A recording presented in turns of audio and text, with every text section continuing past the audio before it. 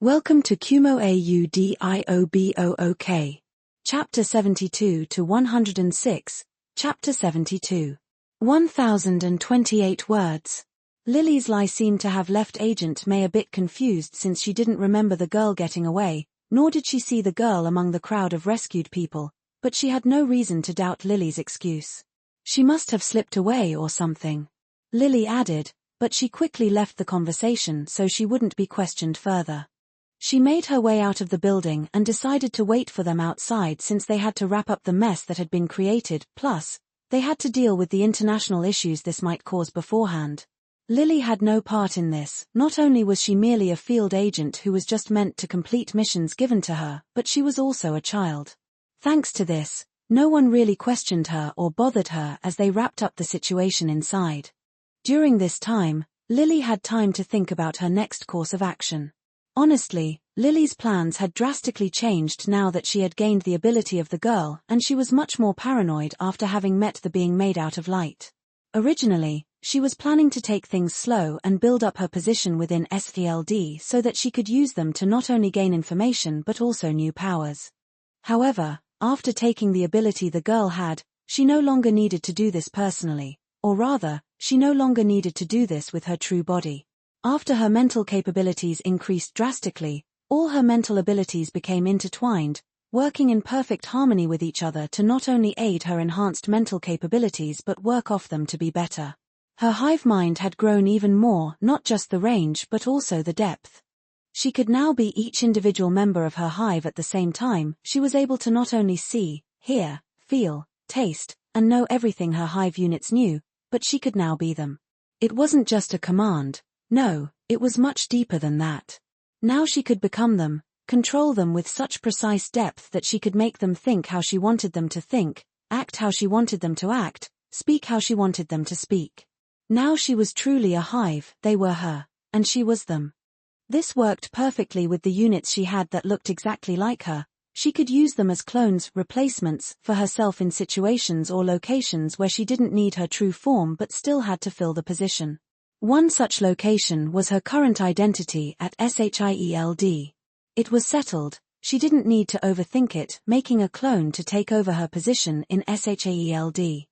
While her main body furthered other goals would be the best course of action for her growth, and that was what she was going to do. Right now.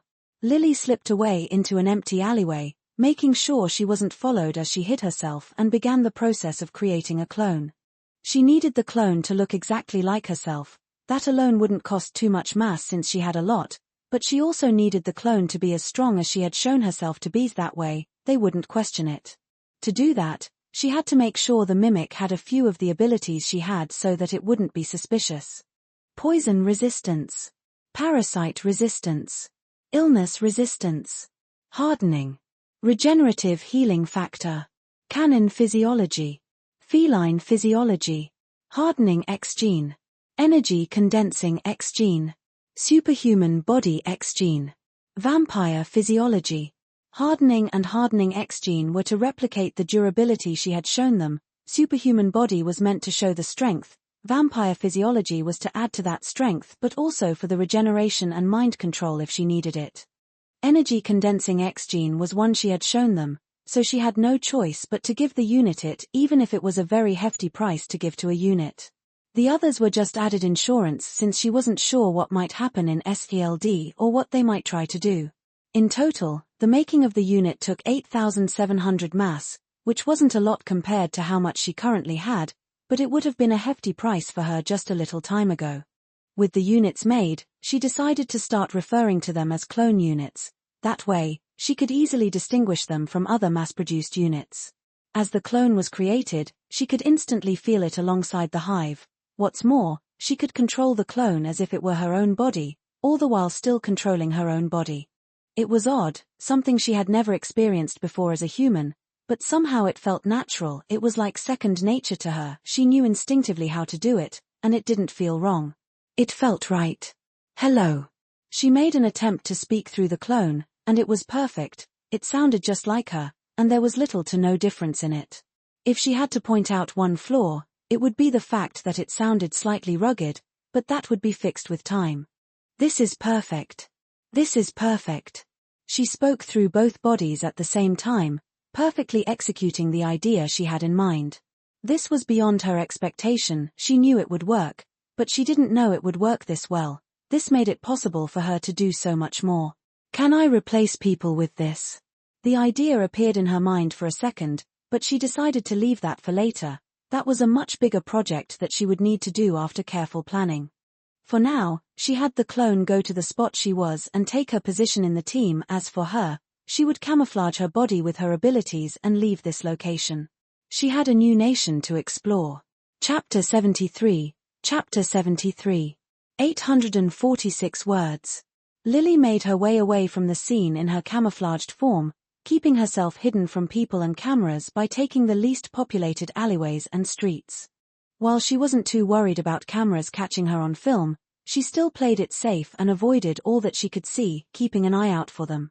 As she walked, she thought about her next course of action. She was currently in a completely new place with very little information about it and no connections here. Bahrain was rather large, but Bahrain itself wasn't her true goal. Through the causeway, she could get to Saudi Arabia and access all of Asia from there. Borders weren't an issue for her. With her capabilities, she could either go under or through them without even being seen. But she needed a goal, a place to set as her end goal, so she wouldn't just end up roaming the land without purpose or cause. That was when one location came to mind, a location perfect for her plans of making a large hive where she could grow rapidly. It would also provide a source of mass and even abilities she could devour. The Savage Land. The Savage Land was a location she remembered reading about in Marvel Comics and mentions in fan communities due to how interesting it was, yet unexplored. The Savage Land's exact nature tended to change depending on certain comics.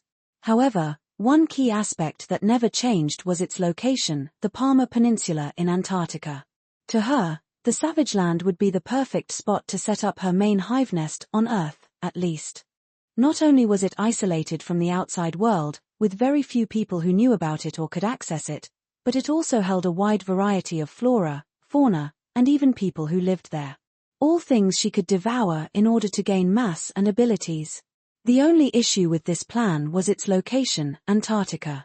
Currently, she has no way to reach Antarctica. She can't take a boat or plane since she doesn't have any ID or money, for that matter. While these things aren't impossible to obtain with her capabilities, she doesn't want to do that. Leaving a paper trial or a trial in general could prove to backfire in the long run. Her preferred method would be gaining a method to fly or swim to her location. While she had a few DNAs right now that would grant her the ability to fly, none of them would provide her the level of flight needed to fly for days or more on end in order to reach Antarctica. Not to mention anything she may encounter along the way: rain, lightning, harsh winds, snow, ice, and more. Okay, then, let's just get more things to devour. Deciding to devour more things along the way, she made her way through Bahrain and towards the causeway. From there, she would go to the mainland. While making her way through Bahrain, however, on foot, that is, she decided to make some simple hive units to help her scout the area. It was always a good idea to leave some hive units wherever she went, as it allowed her to extend the reach of her hive and they could prove to be useful later on. She stopped moving temporarily and decided to use the remaining 25600 mass freely.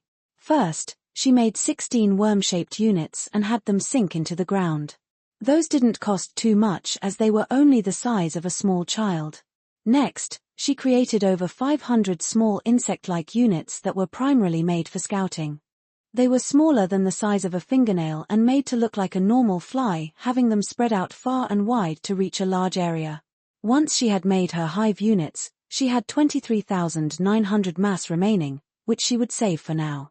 With that out of the way, she resumed her movement, making her way over to the location of the causeway she had memorized beforehand. As her body ran, her mind scouted Bahrain using her 500 scouting units.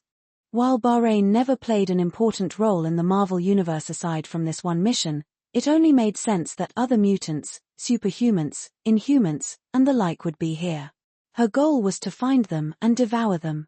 And as if to prove her right, less than 20 minutes after beginning her search, she stumbled upon a mutant using their abilities in an alleyway to rob someone. From the girl's observation, it wasn't any mutant she knew from the series, and their ability wasn't all that powerful. It was simple to create a massive static shock to things upon contact. It wasn't even as strong as a normal taser, but it was still power to devour.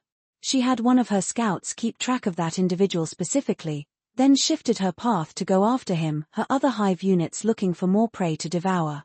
Chapter 74. Chapter 74. 830 words. Lily made her way over to the location of the criminal she was tracking with her Hive scout. The man was moving, but he was far slower than she was, plus, he had the tendency to stop and talk to people he met along the way. This gave her enough time to catch up to the man with relative ease. Thanks to her speed and flexibility, she reached him in a matter of minutes. Arriving at the location of the man, she didn't outright approach him since he was still in a relatively populated area talking to people. For now, she planned to watch him and follow him until she got a chance to meet him alone. Lily remained camouflaged and followed the man from a slight distance. She didn't get too close in case he somehow found out about her, but he never left her sight for a second. Finally, the man entered what looked like a worn-out and abandoned building. It was 3 stories in height and looked like it was originally an apartment complex or something similar. She followed behind the man, expecting him to use one of the rooms for whatever he was here for, but to her surprise, the man did not go up the stairs but rather down. They were already on the base floor of the building, so going down would lead them to only one location, a basement. A basement in such a place couldn't possibly be stable. But she followed him down anyway because, at this point, she was just curious as to where he was going. The man quickly made his way down to the basement. Every now and then, he would look back and peer over his shoulders to make sure he wasn't being followed. Unable to see her following him, he carried on. Eventually, he got to the end of the steps, but what stood there was a locked metal door. The man knocked on the door 3 times, stopped, then 4 more times, a pattern of sorts. As he finished knocking, a slit in the door slid open, and a voice rang out from inside, a male voice addressing the man. When a man is faced with his own death. The man Lily had followed continued the sentence upon the other man stopping. He finds the impossible less of a barrier. With his sentence finished, the slit closed shut, and after a few seconds, the door slowly opened and allowed the man to come inside. Throughout this entire interaction, Lily simply observed. A password, a secret underground area, multiple people. It seemed like she had stumbled upon something bigger than she had planned. What it was the only question, but now she was far too invested to simply pull out. Maybe this could benefit her. Her current goal was to get to the Savage Lands, but she had no reason to rush just yet. She could spend a few days, maybe even weeks here. With the thought of finding out what all this was in mind, she quickly followed behind the man before the door was shut. "Welcome back, brother. Did you encounter any trouble?" The man who had been guarding the door spoke as soon as the other man had entered, shutting the door behind him. As Lily listened in on their conversation, she peered around the room they had just entered. It wasn't anything impressive. It was an underground room that was seemingly dug out from the ground and stabilized using pillars of iron. Pipes ran throughout the room, allowing air and coolness to stabilize the room so that people wouldn't suffer from just being under there. This one room was relatively small, but it seemed to only be an entrance room as Lily could see other doors leading elsewhere. If this was made by these people, it could be called impressive. Especially if they did this without being caught or found out by the government or local authorities. The 2 men spoke casual conversation, what he found while out, if anyone followed him, how people were doing, the likes of things Lily didn't care to hear about. Taking this chance, she decided to explore this place a little further. Taking one of the doors, she made her way down a dimly lit hallway and arrived in a large room. Weapons, people, lots of them. The room was much bigger than the previous one. It could easily house over 100 people at once with its size. Inside it were roughly 2 or 3 dozen people of varying ages, genders, and looks, some of whom were carrying weapons while others did not. But from just a glance, Lily could tell that this place was much more than just some simple underground hideout for a small gang. These were heavily armed people with the means to cause a lot of chaos if they wanted. What stood out even further was, some of them were mutants. Chapter 75. Chapter 75. 1171 words. Lily spent an hour walking around the room, simply listening, hearing what everyone had to say. They were rather rowdy, sitting around the room, They engaged in a conversation with each other, some soft, some loud, and some even aggressive. It was clear right away that these people were not usually used to being together. Some of them got along just fine, but others, not so much. It kept the hour interesting. At least, from listening to everybody's conversations for over an hour, Lily had an idea about what this group was about and why they were there. It was some sort of underground revolutionary group, so to speak. To be honest, calling it a revolutionary group would be generous, but that is what they would want to be called. In reality, Lily believed it was more like a gang from what she was listening to, the things they had done and planned to do, but they believed themselves to be a revolutionary group. What they were trying to revolutionize was one of the key factors of their conversations. It often led to arguments amongst the group, but from what she could pick out, they wanted to revolutionize everything. What Lily could piece together from listening to the people speak in the group was that she learned that this group was primarily made out of mutants and people who sympathized with mutants, family members, friends, and the like. Some Inhumans were also in the group but blended in without being seen, pretending to be mutants as well. The only reason she could tell was because she could read their surface thoughts and emotions, some of them feeling guilty from their act. The purpose of the group was simple. It was much like any other mutant revolutionary group that believed that mutants deserved to live alongside humans just as freely as humans do. The only difference between this group and other normal revolutionary mutant groups such as the X-Men or Underground would be that this group believed in more aggressive means of getting that freedom, much like the Brotherhood. They believed that you were owed freedom, and they would take it through force if they were not giving it. This is why most of them were armed and why they also openly robbed people. At least, they robbed people they believed deserved to be robbed. People that showed dislike or hate towards mutants. Apparently, the woman before was one of such people, but Lily didn't know if that was true nor cared.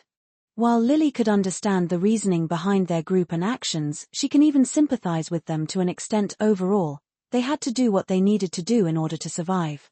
But that did not make them right, it didn't make them wrong, it didn't make them righteous, nor did it make their cause grand. They did not want a revolution, they wanted a conquest, they wanted to rule. It just gave Lily all the more reason to eat them.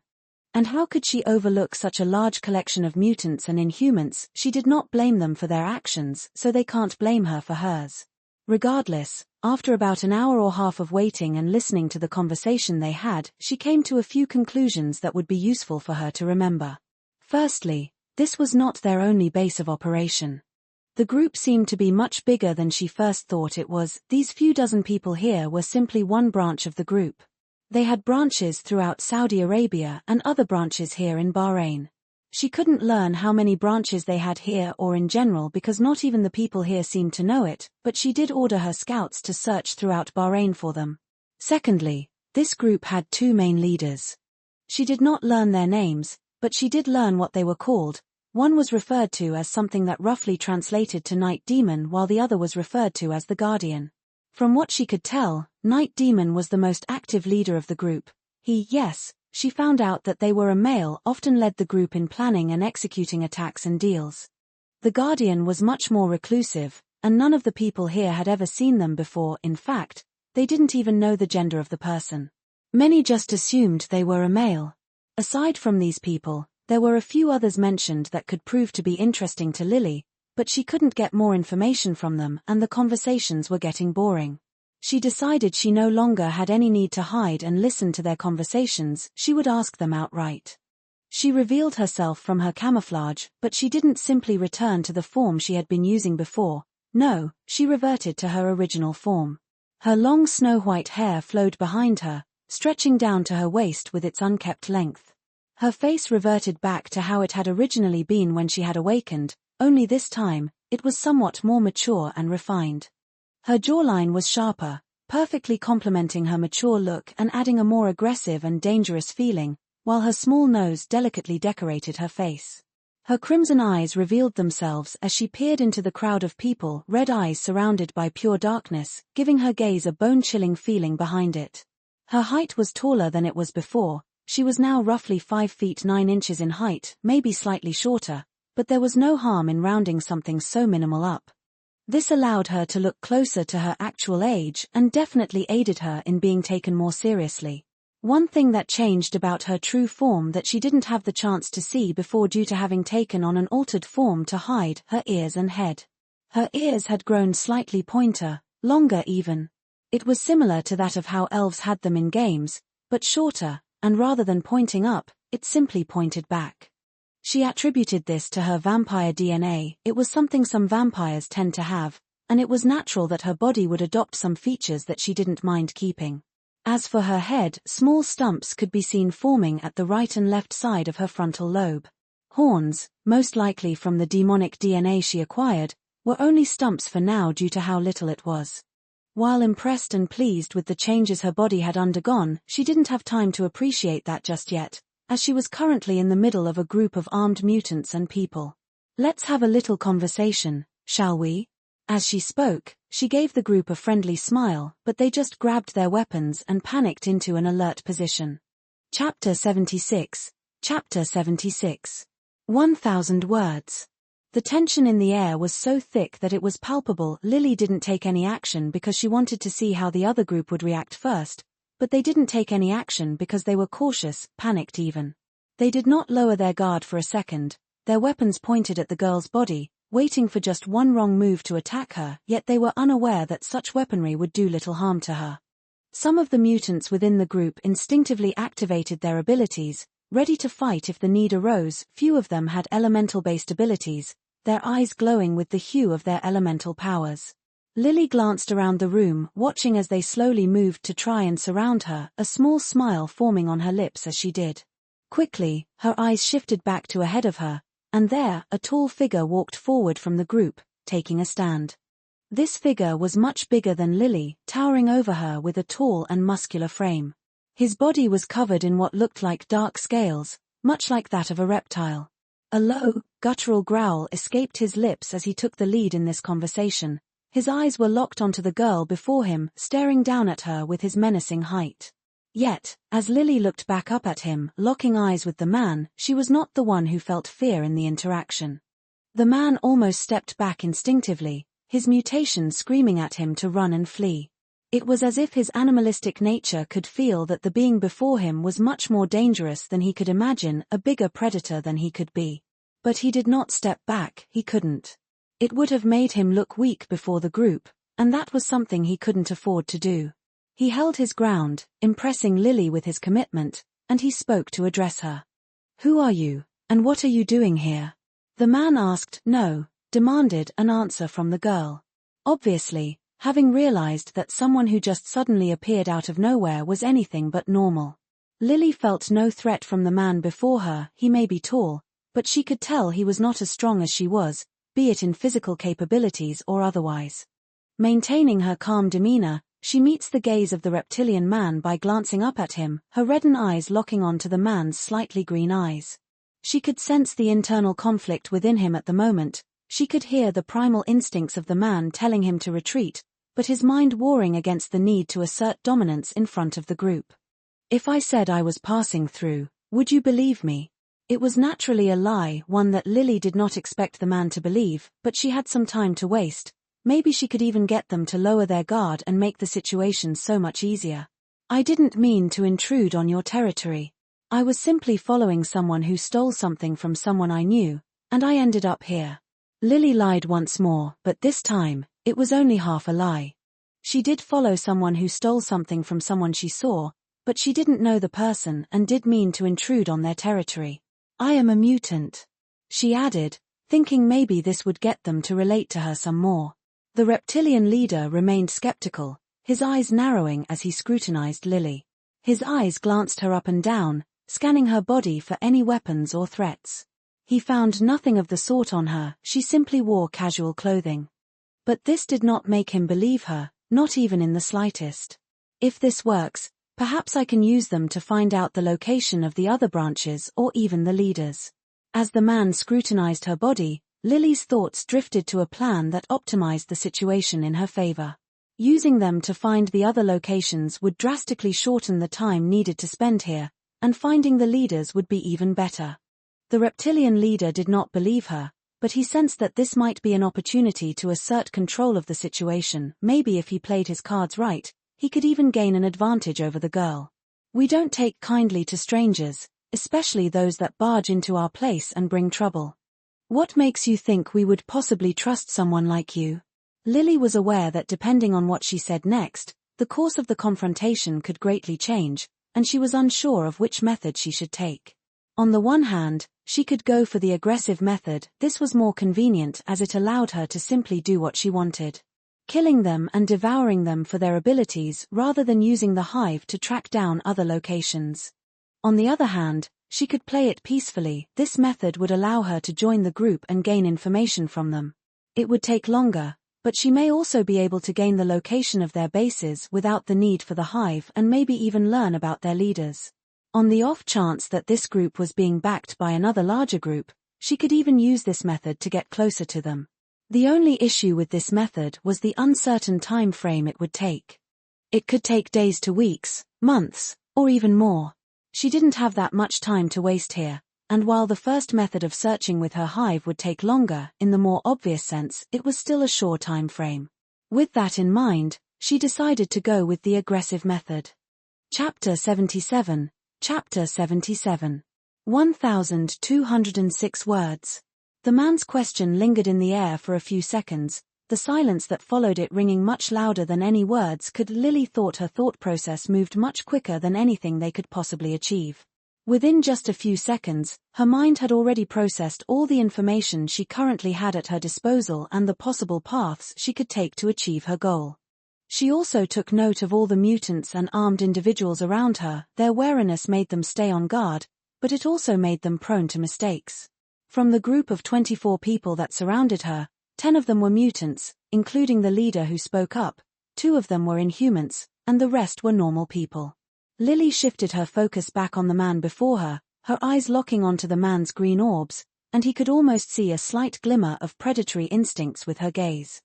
Breaking the silence that had cloaked the room, she addressed the reptilian leader with a voice that no longer held its friendly tone. Now, it was only laced with an uncaring distance. While gaining your trust and learning more about your group would have been pleasant, I simply do not have the time for that. Her words were vague, but they echoed clearly in the silent room. The leader wasn't smart, but even for someone like him, it took no longer than a few seconds for the realization of what she meant to set in. The dimly lit space suddenly broke out into chaos as he yelled, "Capture her!" The man's orders broke the people out from their dazed state and propelled them into action within a moment's notice. The mutants of the group that was more physically inclined dashed forward instantly with the intention of grabbing the girl. They clearly did not think that Lily would possess great physical capabilities, but unfortunately for them, there were very few mutants on Earth that could match Lily when it came to physical strength, at least that she knew of. As the mutants drew close in an attempt to grab her, Lily wasted time on them, and as they attempted to grab her with their bodies, she would use her hands to glide them to the side, using their own force against them to send them tumbling down. It was a very simple technique that used very little of her strength, but it was effective. As they kept failing numerous times, the other mutants grew impatient and attempted to attack her with their abilities. One such mutant possessed the ability to throw flaming balls from his hands. As the mutant threw the flaming balls, rather than dodging the attack or blocking it with her own body, she grabbed one of the physical mutants that were attacking her and held them up in front of the incoming attack. Using them as a shield, she was able to not only block the fireball but also be perfectly unharmed from it. The man she used as a shield, however, was not so lucky. His back was badly burnt, and the burnt smell of meat lingered in the air, causing the one that attacked to widen his gaze in the realization of his actions. "You bastard, you killed my brother," yelled one of the normal humans from the crowd as they aimed their gun at her, firing it in an attempt to pump her body full of holes. While Lily wasn't certain if she could tank the impact of a bullet, she knew that they wouldn't seriously hurt her even if they landed. At least normal bullets wouldn't. Armor-piercing or specially made bullets were a different story. But she didn't take that risk just yet. Using the body of the man's brother as a shield, she was able to block most of the bullets that came her way, and those that ended up going through the man's body lost enough force that they could not pierce her hardened skin. "Stop shooting, you idiots. Are you trying to attract everyone's attention?" The reptilian leader yelled in anger, which caused the shooting to stop, leaving the group in silence. It seemed, in his hysteria, the man had forgotten that they were currently in the middle of the city, merely underground in an abandoned building. If the gunshots were to be heard, then they would draw the attention of the authorities. That would be bad for everyone here. Lily decided to wrap this up quickly now that her time had been cut short, and before the people could get the chance to run away or attack once more, her abilities surged forth. One particular ability, her eyes glowing with a purplish hue as she activated it, and the air around her visible shaking with the force that erupted forth. Kneel. As she spoke the single word aloud within the room, an invisible force seemingly came crashing down on everyone within it. It felt as if their body was being crushed by an invisible hand, the pressure visible causing their body to shake. Those who were physically stronger than normal were able to hold out for a while, lasting a few seconds longer than those who weren't, but in the end, they were all forced to kneel around the girl. Even the reptilian man who took the position of leader here. How useful. Lily commented in her head as she mused at the use of the ability she had just used for the first time. It was one of the abilities she was looking forward to using the most. Lesser demon physiology, or to be more specific, one of the abilities that she was granted because of it, lesser eye of suppression. It seems this ability has its limitations, but it works even on mutants with capabilities above that of normal humans. She took note of the fact that some mutants were able to fight against it for a few seconds, but she was pleased with how good it was for now, and as time went on, she could even improve it. The mutants around her were unable to bear the weight of the pressure. Some of the humans had already passed out because of it, and others were barely holding on. It was sufficient to say that they had all lost their will to fight, the weapons that they held having already been dropped on the floor, and their presence now diminishing before her dominance. A small smile graced Lily's face as she noticed their clear surrender, or rather, their submission to the ultimate inevitable of the situation before them. I will make it painless, just don't fight it. Her words rang true, and she kept to them as she made her way over to each and every single mutant in the room. First, she decided to kill them. To do this, she simply broke their necks. With their inability to move, fighting back wasn't possible. This allowed her to break their necks with ease, ending their lives with as little pain as she could. The only thing that remained in the room was the fear of the others, knowing they were next and being next. Chapter 78. Chapter 78. 1,207 words. It took around a few minutes in order to do it properly and painlessly, but Lily had killed all the mutants and inhumans within the group. She, however, did leave the humans alive, albeit unconscious. The reasons she didn't outright kill the humans would be important later, but for now, she needed to quickly devour the bodies of the mutants in order to gain their abilities. She was in a rush because of the gunshot from earlier. With her scout units, she could see the authorities were on the way. Furthermore, people around the area were already curious about what had happened and were starting to gather. None would enter for now out of fear for their safety, but time would only tell if they would get brave enough to do something foolish. Currently, there were a total of 24 people before her. 10 of them were mutants, which she had killed, and another 2 were dead inhumans. The remaining 12 humans she had left alive. Before she began to devour them, however, she had one important thing to do. That was to use her scrying ability on their bodies in order to find useful information pertaining to the group or anything that may help her find other locations. Scrying took time and didn't always show what you wanted to see, as the information was often random, and since she didn't have any time, she had to pick a few key figures from them to scry. Firstly, she did the man who was acting as the leader of the group, the reptilian man. Touching his body, she used her scrying ability to try and see where he had been, see what he had experienced, gain any information she could, but hopefully, information she could use to find the other bases or even people linked to them. Lily's consciousness delved into the depths of the reptilian man's experiences. She wasn't reading his memories, not directly, that is. Her scrying ability wasn't mind reading. It didn't allow her to enter the memory of others. Rather, it allowed her to see the experiences that things have been through. Touching the man's body, she was able to see the experiences the man's body had been through, at least snippets of it. She could see bits and pieces of the man's life, people he had talked to, food he had eaten, activities he had done, crimes he had committed. She even saw some more private activities the man had done. The stream of information that flooded her mind was chaotic. It happened all at once and so quickly, each scene breaking down from one to another without any clear indication of it happening, some scenes melting together to cause even more confusion. The ability was messy, but she could control it better than the mutant it belonged to. She had an advantage that mutants didn't: she was a hive mind. Her mental capabilities were beyond most mutants, and thanks to this, she wasn't overwhelmed by the information flooding her mind. Thanks to the hive, she was able to process the information all at once, breaking apart the pieces that shouldn't be together and piecing the ones that should. Thanks to this, she was able to gain a clear understanding of the information she had gained by the time it had stopped, and from it, a few key points caught her attention. They were fragmented visions, but she was able to see the Repulsion man meeting with a few people in hidden locations, and from the way the man made sure he wasn't being followed, it was clearly important. Thanks to this vision, she was able to see the face of the person the man was meeting, another male, and while he had no key features that made him stand out to her, the meeting alone was enough to make him important. She also saw another vision. This one was interesting because it was a vision of the Repulsion man meeting someone who seemed like a government official. Whether this was connected to the group or something else, she wasn't sure, but it was definitely interesting information to gain, one that she could use later on. Aside from that, the other information she gained from the man wasn't very useful as such. She moved on to the next significant figure within the group that she decided would be a good person to scry. The mutant with the fire elemental abilities. Using her scrying ability, she was disappointed to learn that the man had no useful information for her. He was merely a criminal who went out very often. But that was it, petty crimes. Lily decided to do one more person before she stopped wasting time and just devoured everyone. This one was the doorkeeper that she had seen when she had first entered here.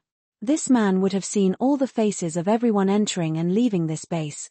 Thanks to this, he would have a wide range of useful information that she could use. Touching the body of the doorkeeper, the scenes began to unfold within her mind with another rush. The doorkeeper's experiences revealed a multitude of faces, people moving in and out of the underground base. The doorkeeper rarely left the base. In fact, out of all the visions she saw, the man only left the base once. Thanks to this, most of the visions consisted of the base and the happenings of the base. Sifting through the visions, she noted any key individuals that entered or left the facility, people that weren't amongst the ones she had killed, people that had distinct markings or outfits that stood out. She also tried to see if she could recognize any of them. Unfortunately, she didn't recognize anyone from the memories, but she did gain a few faces that weren't amongst the people here, ones that she could hunt down and deal with separately.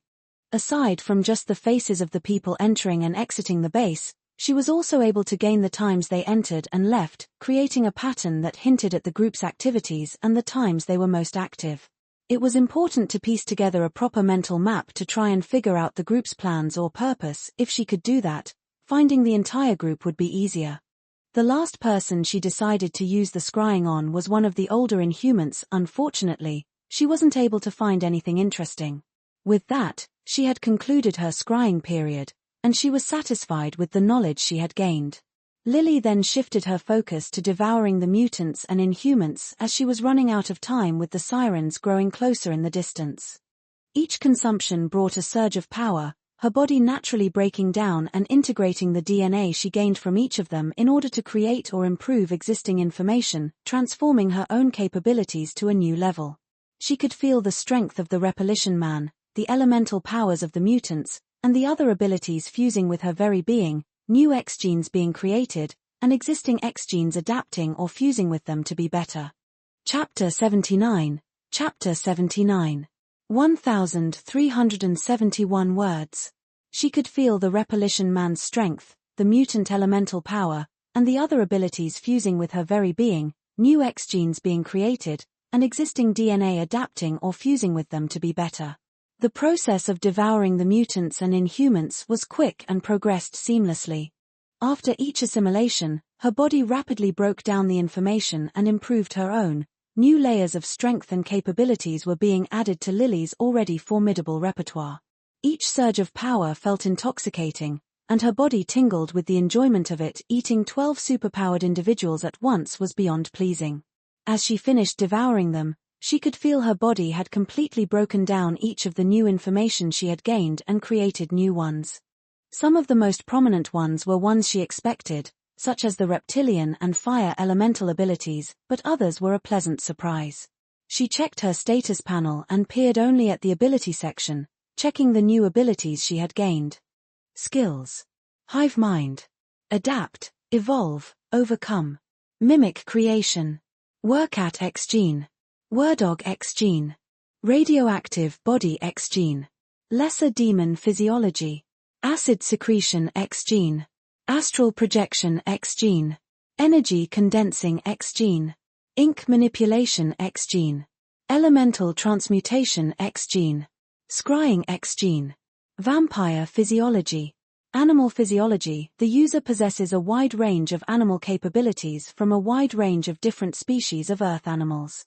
Mental Mastery. Mental Mastery is a skill that combines all the mental-related abilities gained by the user into one, allowing them to further expand each of these abilities as a whole and integrate them together perfectly. Reptilian X Gene. The user has the abilities of a reptile even in their normal form, having capabilities such as enhanced hearing, sight, smell, taste, and even touch, along with things that can be found commonly among a wide range of reptile species. Lesser Pyromancy. The user has developed a combination of fire elemental skills into Lesser Pyromancy, allowing them to create and manipulate this created fire to an extent. Superior Body. The user has a wide range of physically enhancing abilities.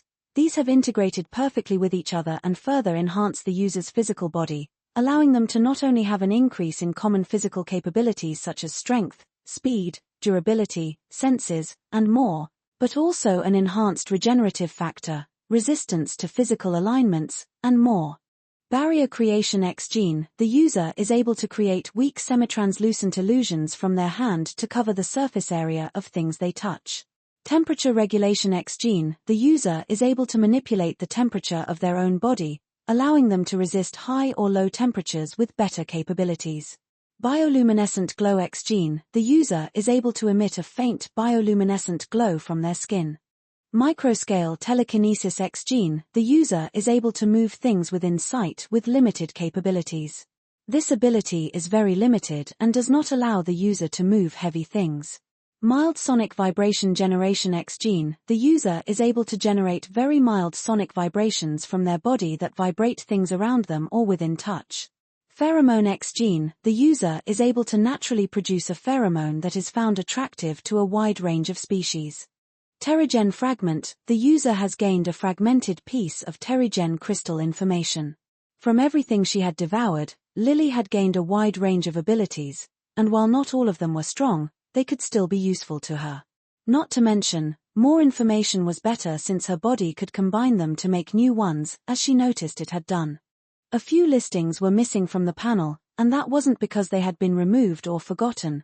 Rather, her body had adapted them into new abilities using a combination of different ones. Namely Animal Physiology, Mental Mastery, Lesser Pyromancy, and Superior Body.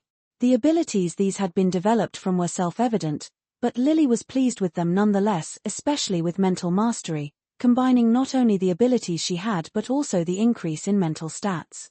Another interesting addition to the list of abilities that had caught her attention was Terrigen Fragment. It was less an ability but more information her body was trying to break down in order to use as material to improve itself. It was obvious she had gotten it from the Inhumans, but she didn't have enough of it for her body to use. To fully complete it, she would most likely need to devour more Inhumans or try to acquire Terrigen Mist or even pure Terrigen crystals. However, both things would be very difficult to acquire due to their low quantity and usage. They were used to awaken the abilities of Inhumans, and because of this, they were highly sought after by Inhumans, and any existing ones would either be in the possession of Inhumans or searched for by Inhumans.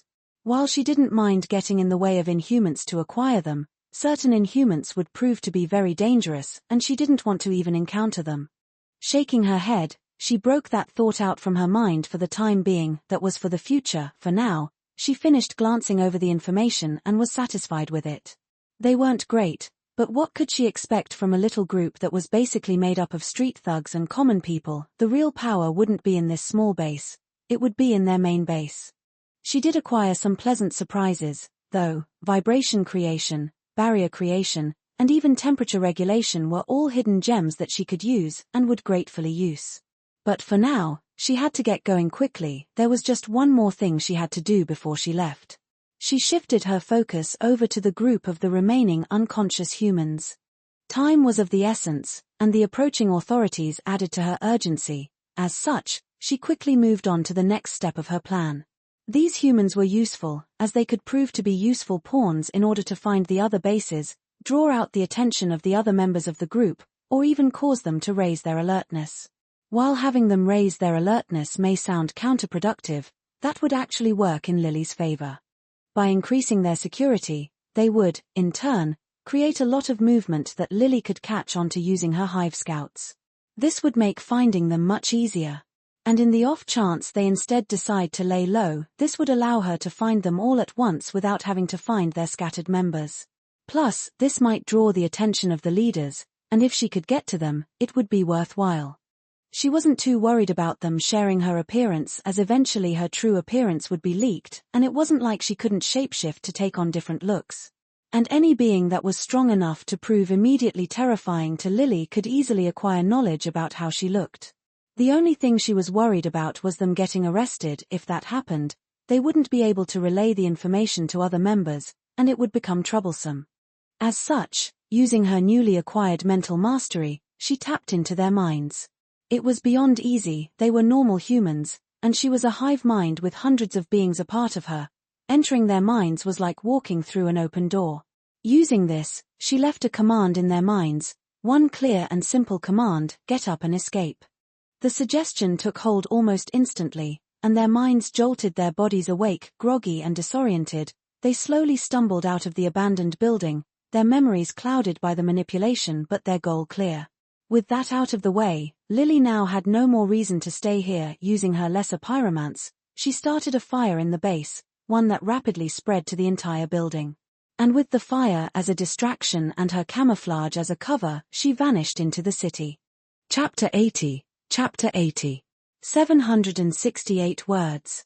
Lily's figure melted into the city's shadows unseen thanks to the aid of her camouflage, the fire caused by the lesser pyromancy serving its purpose and drawing the brunt of attention, thus making it much easier for her to slip away.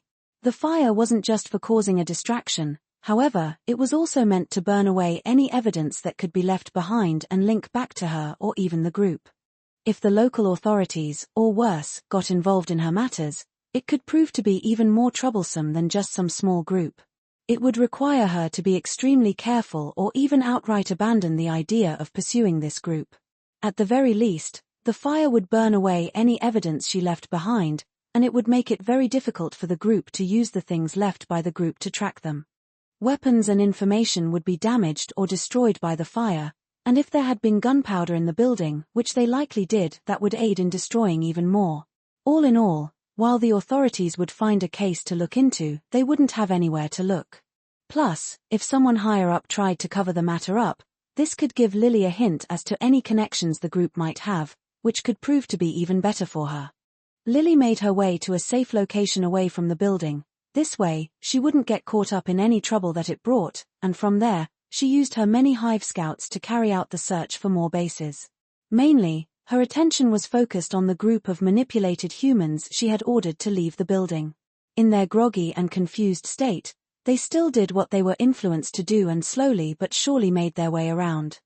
Most of them awoke shortly after leaving the building, as that was what she had ordered them to do. None of them really questioned how they got outside, since the manipulation simply influenced their will, not rewrite it.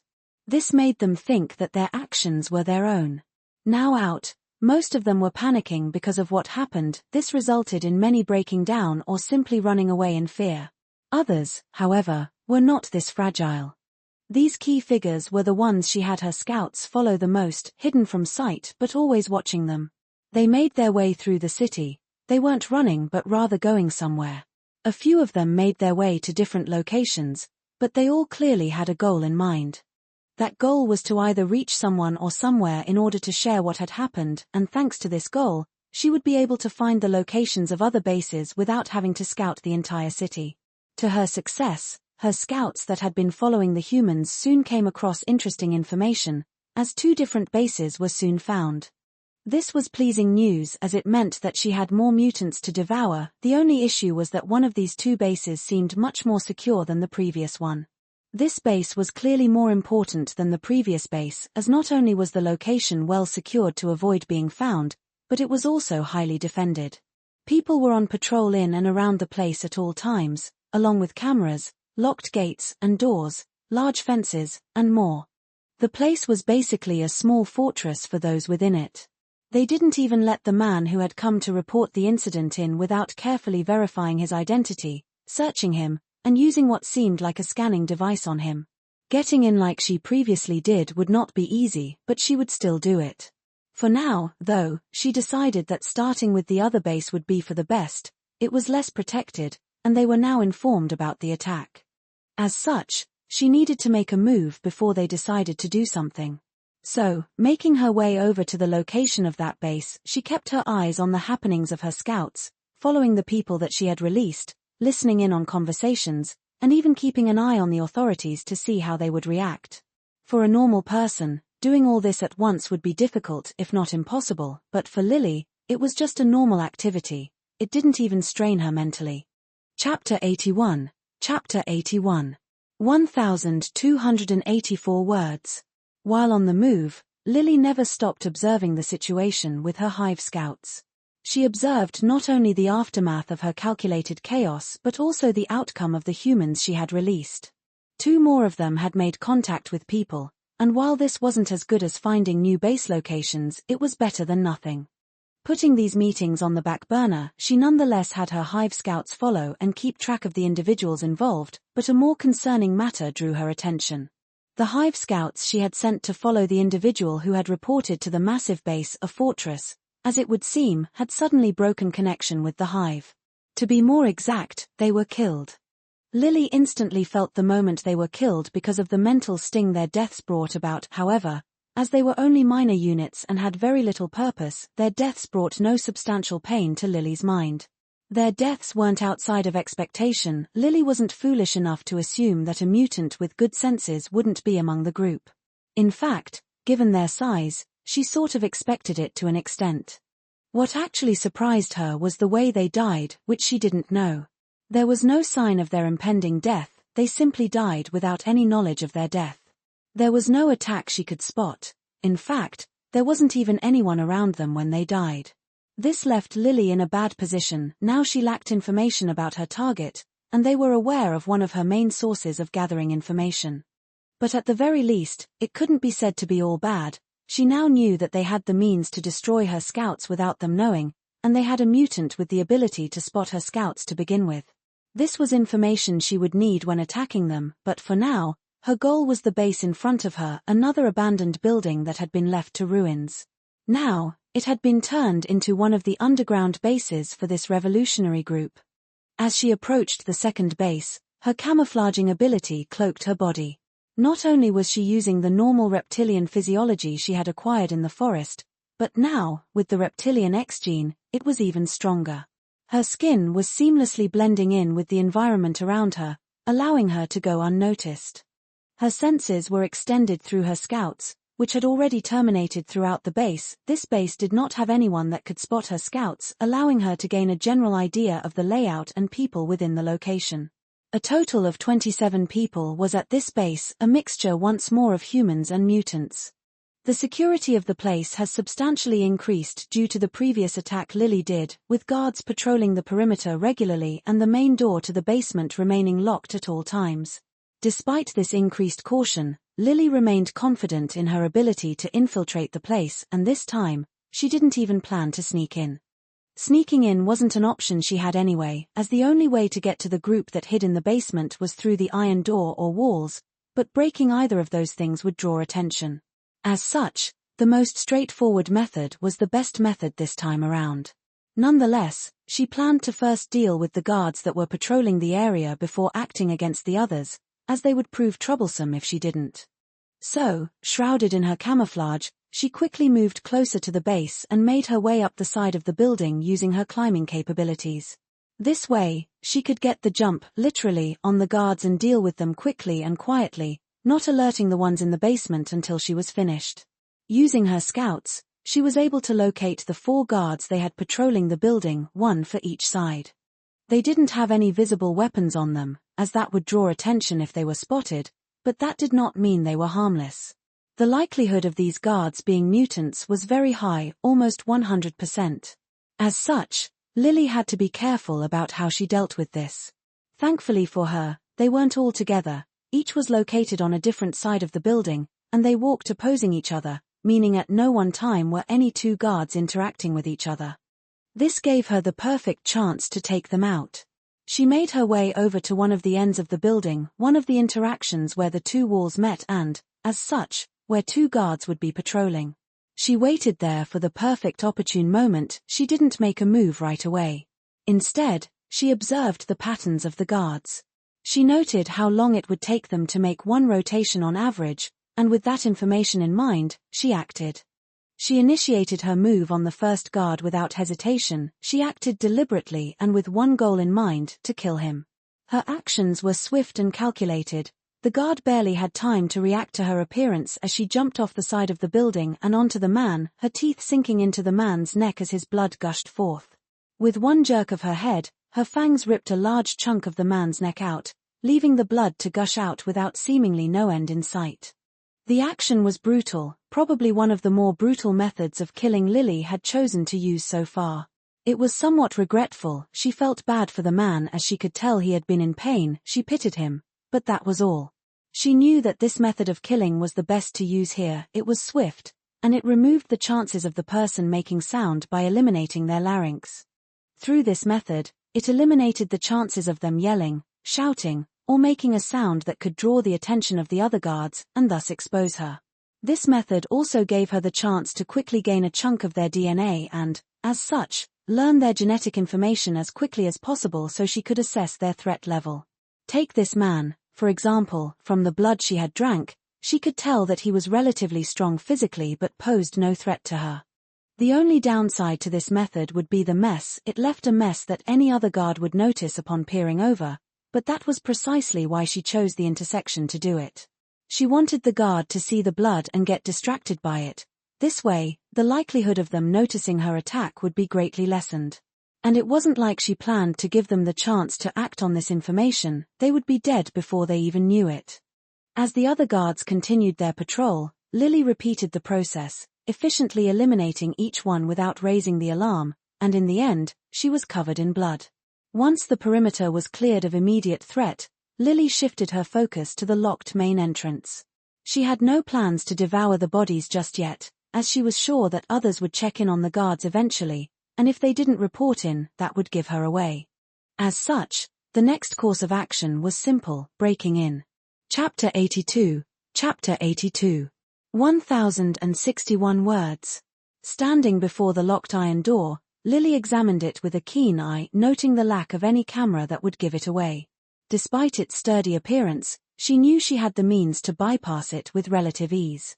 Her newfound abilities, combined with her previous ones, provided her with a wide range of tools she could use for the task. However, the most useful ability for this situation would be Lily's superhuman strength. After all, she didn't care to be secretive about her break-in. They knew she was coming already. Standing in front of the door, she firmly locked her foot in place, and with the slow, steady motion of bringing her palm backward, she launched it forward without hesitation. Her action was swift, but powerful. Her open palm made contact with the door, and her strength rippled forth. It had to be said that Lily's strength was anything but weak. With her current capabilities, lifting and even throwing a car would be possible. As such, breaking the doors off its hinges was nothing. And break it did. The door buckled from the impact and was sent flying backward with a loud thud, a groan following after. The impact of her palm hitting the door had not only broken the door right off its hinges but had also sent it flying backward somewhat, causing the doorman behind it to be concaved with the impact. The man was in immense pain from the unexpected attack, evident by the fact that he was constantly groaning and yelling for help, unable to get the metal door off his injured body. Even without the yelling of the man, the people within the basement would be alerted of her arrival. After all, the door was not silent with its opening. But she preferred a head-on fight. It gave her a chance to finally show off a little, testing her capabilities and getting accustomed to them better. So far, she had only fought calculated battles, and while this one was still within her calculations, it could be said to be the first time she went in without getting the jump on them first. Lily strode confidently through the now open entrance, stepping upon the iron door that held the under it, causing his pain to increase even more. But she wasn't cruel enough to leave him under there to suffer, so with one forceful stomp, she shattered the man's head, killing him in the process. Her eyes quickly flew over the startled group that stood before her, having gathered to find out what the sound was and had gathered into defensive positions. Mutants and humans alike exchanged uneasy glances at each other, realizing that they were being invaded just like the other base had been, that too by one single girl. The room was deadly silent, one could hear the drop of a pin at any moment, the flicking fluorescent lights that dimly lit the damp room provided a unique addition to the tension. The group didn't want to make the first move out of caution, but Lily hadn't made the first move yet out of curiosity. Her eyes scanned the figures before her, a mixture of mutants and humans. Some of the mutants were very obvious due to their unnatural appearance. One possessed horns, while another possessed a long tail, and one had skin similar to glass, but that was just a few she could outright spot. This group was much smarter than the other one as they opted to rid themselves of their guns for this encounter and instead use melee weapons, wielding large blades and such. Lily stepped forward without any fear. In fact, she was filled with anticipation to actually fight them head-on. As she did, the group held their ground, and their leader actually stepped forward. A relatively tall, slim female with a scar running along the side of her face and down her neck, a lightning bolt shape. Her body rippled with electricity from her fingertips to her hair as she openly used her power. She held no fear in her face. In fact, she stood tall and proud, the added theatrics of her electricity giving her quite the presence amongst the group. Maybe even boosting their morale. "Who are you, and how dare you intrude upon our place?"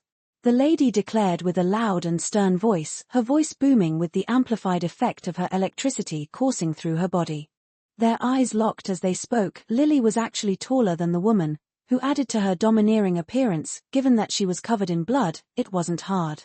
"Don't ask a foolish question you already know the answer to," Lily replied without care, a small smile decorating her lips as she said it, taunting the lady to do something. While electricity was dangerous, Lily was sure she could deal with it as long as she was careful, plus she had quite a few meat shields around her she could use. The tension in the room instantly spiked upon the unexpected answer. Combined with her demeanor and almost predatory aura, it only made the group more uneasy. To her mild surprise, however, the leader was undeterred by her presence or answer. In fact, she didn't outright attack out of anger. Instead, she waved her hand and ordered her ground to space out. It was a wise decision since their powers might conflict with each other, but they were inside a building, and the space was limited. "You won't be leaving here alive," the leader replied, her electricity jolting through her lower body and into the ground below her, a powerful wave of electricity being sent toward Lily. With a faint smile and quick reaction, Lily responded, "We'll see about that." With a swift side jump, she avoided the incoming electric attack but was met with a blade swinging towards her body. Instantly hardening, the blade was met by her hard skin, breaking upon impact and flying off. Wasting no time, she spun her body and grabbed the man that had tried to attack her, grabbing him by the neck and swinging him. She threw the man's body towards the lady, using him as both a shield to block her vision and attacks, as well as distract her for some time so she could deal with the other pests. Chapter 83. Chapter 83. 1337 words. Lily's strength allowed her to throw the man with ease and quite hard at that, causing him to sail through the air and collide with the leader of the group, disrupting her from concentrating and sending her tumbling backward. The room erupted into chaos without a second thought. Everyone started to attack her at once with their weapons and abilities, but Lily was prepared. She swiftly moved around the room like a dance and used her agile body to avoid attacks that may injure her or outright tank attacks that won't. She was like a phantom dancing in the room. With each attack that came towards her, she counterattacked without a second thought. A mutant with horns charged at her from behind, a makeshift spear in hand. However, Lily anticipated the attack before it even reached her. Sidestepping the incoming spear with grace, she made the horned mutant stumble forward due to missing, using this chance to grab the makeshift spear and break it. Twisting her body slightly, she stabbed the spear into the human that was trying to attack her from behind, the spear piercing the throat of the human and blood gushing out like a fountain in return. But she didn't stop. Each of her attacks was closely connected, and after each action, she made another. She wasn't playing around, she was using the combat experience she had gained from training with SELD and her natural instincts to control the situation. As the blood gushed out, she didn't allow it to splash onto her, instead, she ducked, causing the blood to spray onto the people that were within the vicinity of it, disorienting them and even covering some of their eyes. Flipping backward, she pushed her body upwards using her hands, her foot being used as a weapon in an upward motion. She slammed it against the body of another mutant. The impact caved the man's chest in, causing him to go flying backward and into another group of people. Getting back to her feet, she was forced to jump to the side as an incoming bolt of electricity almost caught her off guard. The leader had gotten back onto their feet, and seeing multiple of their members already defeated or outright dead, they were not happy. Electricity charging through their bodies, they stomped their feet forward. A wave of electricity jolted towards Lily, uncaring about anyone else it hit along the way. Prepared for the incoming attack, Lily jumped up, her hand grabbing onto the ceiling and sticking to it with ease thanks to her reptilian capabilities. This allowed her to avoid the electricity that was traveling through the ground. Instead, it affected their own members. But all wasn't safe for Lily, the group was giving her no chance to rest as the horned mutant attacked again. Without a spear, he directly attacked with his fist, and he even got a solid punch in with his strength. Unfortunately, it was nothing to her, her skin was harder than he could punch through, and while it did sting a little, it was nothing she couldn't overlook. But she wasn't going to overlook him. Twisting her body as she still hung from the ceiling, she swung her foot towards the man with a powerful spin kick, her foot making contact with the man's head as a cracking sound rung out upon impact. The man's head twisted to the side, breaking under the pressure she had exerted with her kick, killing him on the spot. The chaos seemed to slightly calm down as yet another of their members died, the leader calling out and giving a command in order to try and regroup and formulate a better coordinated attack. Retreat, space out, and surround her. Don't attack until I say to. The group heeded the command of their leader and began to retreat, but how could Lily, who was now fully in her element, allow them to do something like that? Her body moved fluidly as she dropped from the ceiling, her legs pushing off the ground the second they touched down, and with a literal pounce, she jumped onto the closest human. Pushing the person down with force, Lily bit into their body, her fangs sinking into their flesh as she used her vampiric capabilities to suck the blood of the person. Feeling the blood entering her body, she could feel her stamina and energy refueling and a sense of power coursing through her body. To all that saw her, this was a sick and messed up scene. The blood of the person gushed out as she broke away and jumped back, leaving them dead on the floor.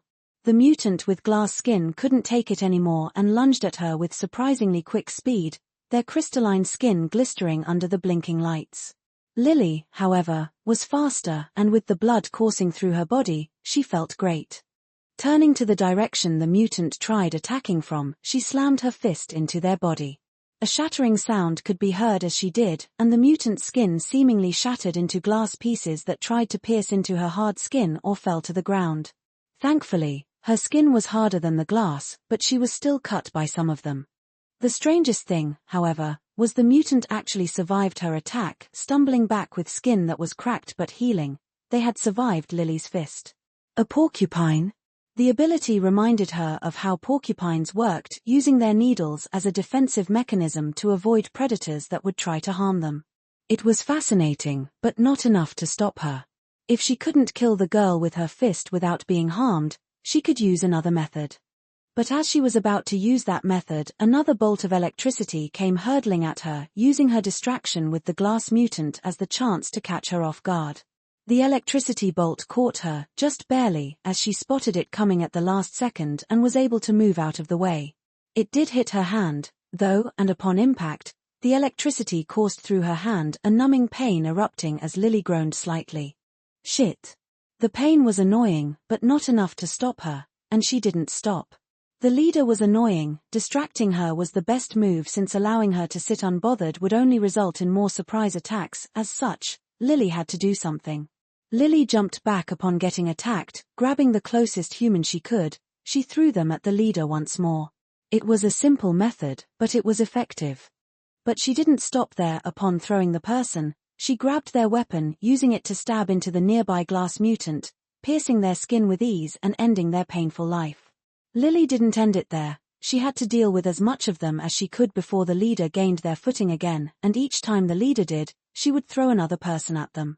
In less than a few minutes, the room that was filled with over 20 people had gone down to only 7 people remaining, blood and corpses covering the floor. The leader stood there panting. Their attacks had failed time and time again, and they were clearly getting tired from overusing their abilities. The leader had already realized that there was no longer a chance to win this battle. The person before them was a beast, a monster that wasn't even a mutant. They had tanked numerous attacks, blades, electricity, crystal, and more. They had no chance to take them down. All while killing countless of their own members. The realization was not a good one. "We'll deal with you another time," the scar-faced leader said as she stood back, calling out for her group. "Retreat," she yelled to her group, giving the command to pull back from this fight. They had no chance of winning. Chapter 84. Chapter 84. 935 words. Lily glanced around the room at the remaining people. They were all battered, bruised, and defeated. They were clearly on the losing end as most of their members were already on the ground, knocked out, or dead. The ones that remained were barely standing. Even the leader was running low on energy at this point and was injured from Lily's constant throwing of people and things at her. They were planning to retreat, but how could Lily allow them to do that? She had to devour them to gain their abilities. "I'm sorry, but I can't allow you to do that. While this has been fun, I no longer need to waste time here." Lily had been fighting them for as long as she had, purely because she wanted to train and experience physical fighting before she got involved in fights that required it, with stronger people. Essentially, she was using these weaker people to experience physical fighting, and now that they wanted to retreat, she no longer cared to indulge them. With a swift motion, Lily moved towards the remaining mutants who had begun their attempt to retreat. The battered mutants, already on the brink of defeat and riddled with exhaustion, tensed as they saw her approach. The scar-faced leader, despite her injuries and exhaustion, attempted to summon forth another surge of electricity to attack Lily. Unfortunately, she was far too burnt out, her body faltering as the electricity she called forth fizzled out in failure. She knew they were no match for Lily in their current state, but she had nothing she could do. As Lily closed the distance between them, the mutants prepared for a last stand, knowing that retreat was no longer an option. However, Lily wasn't going to give them any more chance to breathe. She planned to end this quickly. Unleashing a flurry of precise strikes, Lily didn't hesitate for a second to end them. Her claws slashed through their bodies with ease, aiming for vital points to optimize her lethality. The mutants, already weakened from the previous onslaught, could do little to defend themselves from her. One by one, they fell under Lily's relentless assault, and the leader could do nothing but watch as her people died. In the end, in a matter of minutes, the scar-faced leader was the only one remaining. They stood defiantly at Lily as they knew their end was coming, but they refused to beg or cower in fear. She knew her fate was sealed, but she would go down a warrior, not a coward.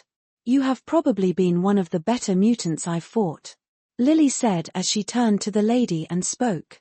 She knew the lady couldn't fight back, not anymore, at least. She didn't have the energy to keep going. Even Lily could tell that the front she was putting up was just that, a front.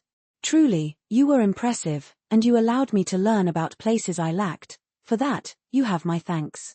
Lily was serious. She wasn't making fun of the girl or even taunting her. The girl's way of fighting and leadership had allowed Lily to learn how she was lacking and improve upon it. Namely, she lacked good defensive or offensive means to deal with long-range attackers, at least any proper ones. She had won this melee fight purely because she had the bodies of others to use as shields against the electricity. Otherwise, she would have had to rely on her other abilities. But while thankful for that, that was all she was willing to do.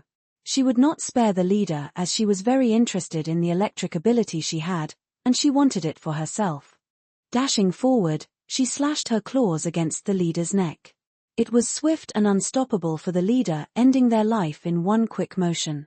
The room soon fell into silence as the fighting came to an end, bodies and blood decorating the floor. The battle was over, and she had won. She had achieved her objective, and she would claim her prize soon enough, but she took a moment to catch her breath. Lily had to admit she enjoyed that.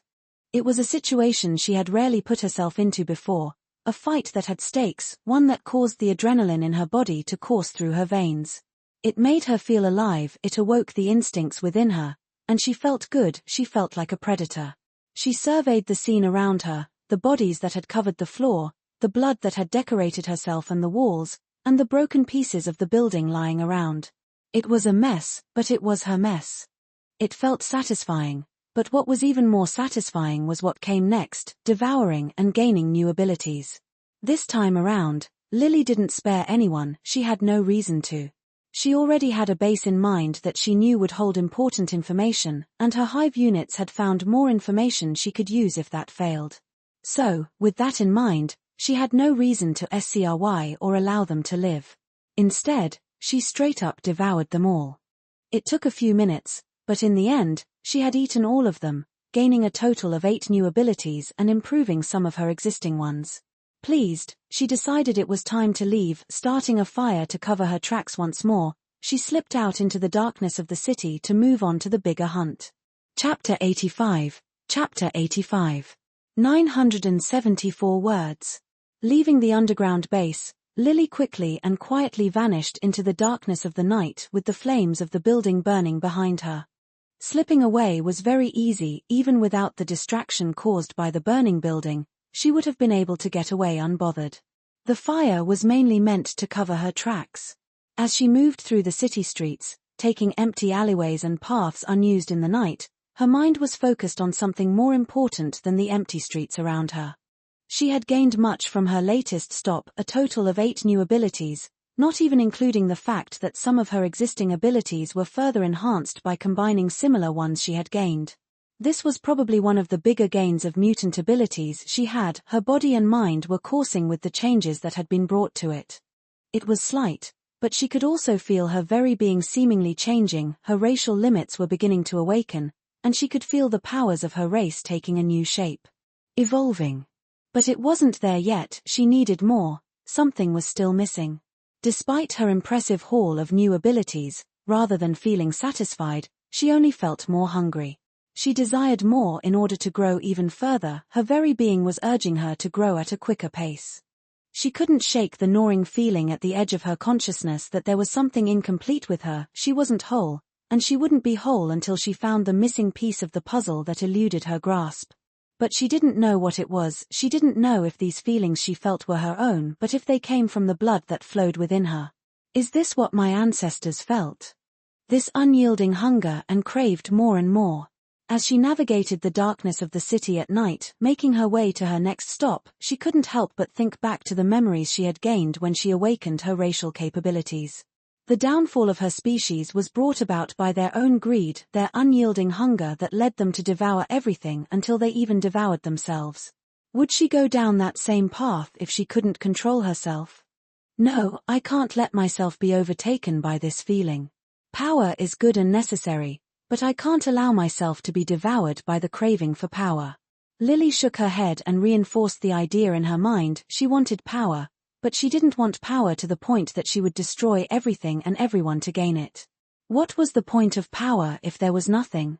She wanted power in order to be safe, to be happy, that's all. She wouldn't allow these feelings, instincts, to control her will. A sigh escaped her lips as she came to a stop and stared out before her. A large outstretch of land that was covered in stone and sand. A few buildings littered the area, but they were all abandoned and left to ruin. Using her scout hive units, she found the location of the largest mutant base in Bahrain, the fortress, as she called it, and scouted the area around it. Even though she couldn't scout the inside of the building without her hive units suddenly being killed, it didn't stop her from searching around the building. Thanks to this, she learned a few key information. Firstly, the area around the fortress was empty of civilian life. No one lived here, and it had been left empty for miles in all directions. This made it perfect for her to operate without being spotted by normal people.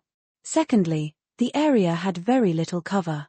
Meaning if she tried to approach the fortress, she would instantly be spotted, and they would be alerted, putting her at a disadvantage. To make up for this, she decided to use one of the nearby abandoned buildings as her temporary base of operation and proceed with her plan. Her plan was simple: swarm them. Lily never really used her swarm units for combat aside from minor assistance for a variety of reasons, but it couldn't be overlooked that Lily was a hive mind. Her entire species was born and thrived in fighting as a hive. Swarming enemies was how her species primarily fought. Up until now, she had been fighting alone, but now, with the lack of information and the danger that this fortress might pose to her, it would be foolish to not use her capabilities fully. The abandoned building she stayed in would serve as her staging ground, a place to prepare for the assault and control the hive mind from a safe distance. Once she had deemed that the situation wasn't dangerous to her, she could move to the scene and take it into her own hands from there. She quickly surveyed the interior of the building, noting any potential entry points, hiding spots, or defensive positions. It was in a decrepit state, but it would have to do for now. She didn't plan to allow them to get this close to begin with. Once she had secured the area and made a makeshift barricade using whatever debris she could find, fortifying the position while still maintaining a look of abandoned ruin, she decided to first look over the abilities she had gained. She had yet to do so primarily because she was lost in thought and was on the move. She also wanted to get into a safe location before she explored the new abilities in case any of them proved to be unstable. Now that she had secured a place, and she wasn't in a rush to begin the assault just yet, she would overlook them. Chapter 86. Chapter 86. 1133 words. Lily settled into the abandoned building and took a moment to focus on the information panel before her, allowing her to get a visual representation of the newly acquired abilities she had gained. A total of 8 new abilities were added to her already expansive list of capabilities, and 4 of her existing capabilities were either enhanced or gained additional resources. Firstly, she checked the abilities that had been enhanced. Lesser Pyromancy had gained a small boost in its flexibility as it seemed one of the mutants among the ones she had eaten had an ability that allowed them to create minor flames. It wasn't much, but it was getting better. The second ability that was improved was her superior body. Physical enhancement type mutant abilities were very common, perhaps one of the most common types to exist. This ability was the easiest to gain more resources for. Unfortunately, it was already very strong to begin with, and the boost she gained was ignorable at best. The next ability to improve was her mental mastery. It was the ability she had the deepest understanding and mastery over. It was her key focus for the most part, and it took an important role in her strength. This improvement was minor, but it allowed her to better read the thoughts of those around her, which was always useful. Lastly, and perhaps the ability she was the most unsure about, was her lesser demon physiology. It had improved slightly, and it seemed the horned mutant had demon blood within his body, at least a very little bit of it. It wasn't enough to improve the ability outright, but she could feel the clear changes. She could feel the demonic blood flowing within her. It seems I will need to hunt down some more beings with demon blood in them. Lesser demon physiology was rather useful as she had used it previously to end a fight completely with little effort. If she was able to further improve it, then it would be another key ability she had in her arsenal. Nodding her head in satisfaction, she moved on from the list of abilities that had been improved and instead focused on the abilities she had gained. Glass Skin X Gene. The user is able to cover their skin in a layer of a thin glass-like substance that is fragile but sharp. If shattered, the substance will burst out in all directions and slowly reform. This ability obviously came from the mutant she had fought in the base that had a body covered in glass. Thankfully, her body adapted the ability to be more useful than the mutant version, allowing her to choose to cover her skin willingly or not, unlike the mutant. It wasn't very strong, but she could use it as a means to cover certain hive units and essentially make them into shrapnel grenades of the sorts. Elastic Body X Gene. The user's body is naturally more elastic than average. They are able to temporarily stretch and contort their body in ways that aren't commonly possible. While not a very strong ability, and she couldn't use it to the extent of someone like Reed Richards, it would allow her to be more creative with her hive units and a great utility in the future. Lesser Sound Alteration X Gene. The user is able to alter the sound wave that is created when they speak, allowing them to mimic sounds of things that they have heard or even mix certain sounds to make new ones. Once more, it was another utility ability, but she couldn't complain. The more abilities she had, the better. Even utility abilities had their uses, and this one could definitely be useful in hunting, blending in, or even further improved in the future to be sound manipulation as a whole. Plant Empathy X gene, the user is able to feel a deepened connection to plant life around them, allowing them to feel the emotions that a plant is feeling to a certain extent. This one was rather useless as is, but in the future, it could further improve, so she didn't think too much about it for now. Lesser Chronosense X gene, the user has a heightened awareness of the passage of time around them, allowing them to tell exactly how much time has passed or how time flows around them. Interesting. Lily was unsure about this one. On the one hand, it sounded rather plain, it was essentially an ability that made her a walking clock, but on the other hand, it could be much more if she experimented with it. She was no fool of the possibilities of the Marvel Universe. Many beings controlled the ability to mess with time to some extent. One such being she could name off the top of her head lived on Earth. And while he technically hadn't grown into his power yet, his predecessor and the Time Stone were here. She didn't know or understand why the Sorcerer Supreme hadn't tried to interfere or contact her yet, but she wasn't delusional to think that she had the ability to win against them. This ability, however, would allow her to sense if the time around her was being messed with. In essence, she could tell if she was trapped in a time loop, time was flowing slow, fast, or wrong. And in the future, who knows what boundaries it would have if she could further improve it. Saying she was pleased with this ability would be an understatement. It was an unexpected, but welcomed, gain. Moving on, she looked at the remaining abilities. Electrostatic Discharge X gene, the user is able to generate and discharge small bursts of static electricity from their body in a targeted direction around them. This was the ability that the leader of the group was using, and it was probably the most outright offensive ability she had gained from her hunt so far. Using this, she would be able to add another means of attack, or even defense, to her list of methods. Adhesive Touch X gene, the user's skin can secrete a mild adhesive substance that makes the skin naturally sticky and cling to surfaces with much ease. Hardened Hair X gene, the user is able to harden their hair, making it darker in color, but able to gain properties similar to metallic in nature while retaining its flexibility. The last two abilities weren't anything outstanding, but they were useful nonetheless. Now, she could be Spider-Girl if she really wanted to. That's not to say she wanted to. Regardless, she was pleased with her gains for now and was about to gain a lot more. Now that she was finished reviewing her gains, it was on to preparing for the attack. Chapter 87. Chapter 87. 1019 words. Now that Lily had finished checking through her gains from the last attack, she was ready to prepare for the next. Her current plan was simple. She would create a large amount of Hive units and swarm the base using them. Once she had secured the base and ensured that nothing there proved a threat to her, only then would she personally act. To do this, she would require a large amount of mass to create enough units. Thankfully, she had been saving for a while now and hadn't used any of the mass she had gained. Glancing at the current amount of mass she had, she was pleased with the amount. Free mass, 54300. She had more than enough to create a large enough swarm to deal with this base and have extra she could use as she pleased later on. Naturally, she couldn't use all right now since she wanted to save enough to make a nest in the Savage Lands. Plus, it would be difficult to transport certain Hive units across the ocean. As such, she would need to leave them on this land. Lily nodded to herself, satisfied with the amount of mass she had accumulated and reminiscing about when she had just arrived and struggled to gain mass. It was time to put them to good use. Sitting at the center of the abandoned building on the ground, she began the process of creating the Hive units. First, she created the units she would use to break into the base. The design she chose for these ones was similar to the previous worms she had made. However, she made them twice the size of a normal human in length and large enough to swallow a human whole in thickness.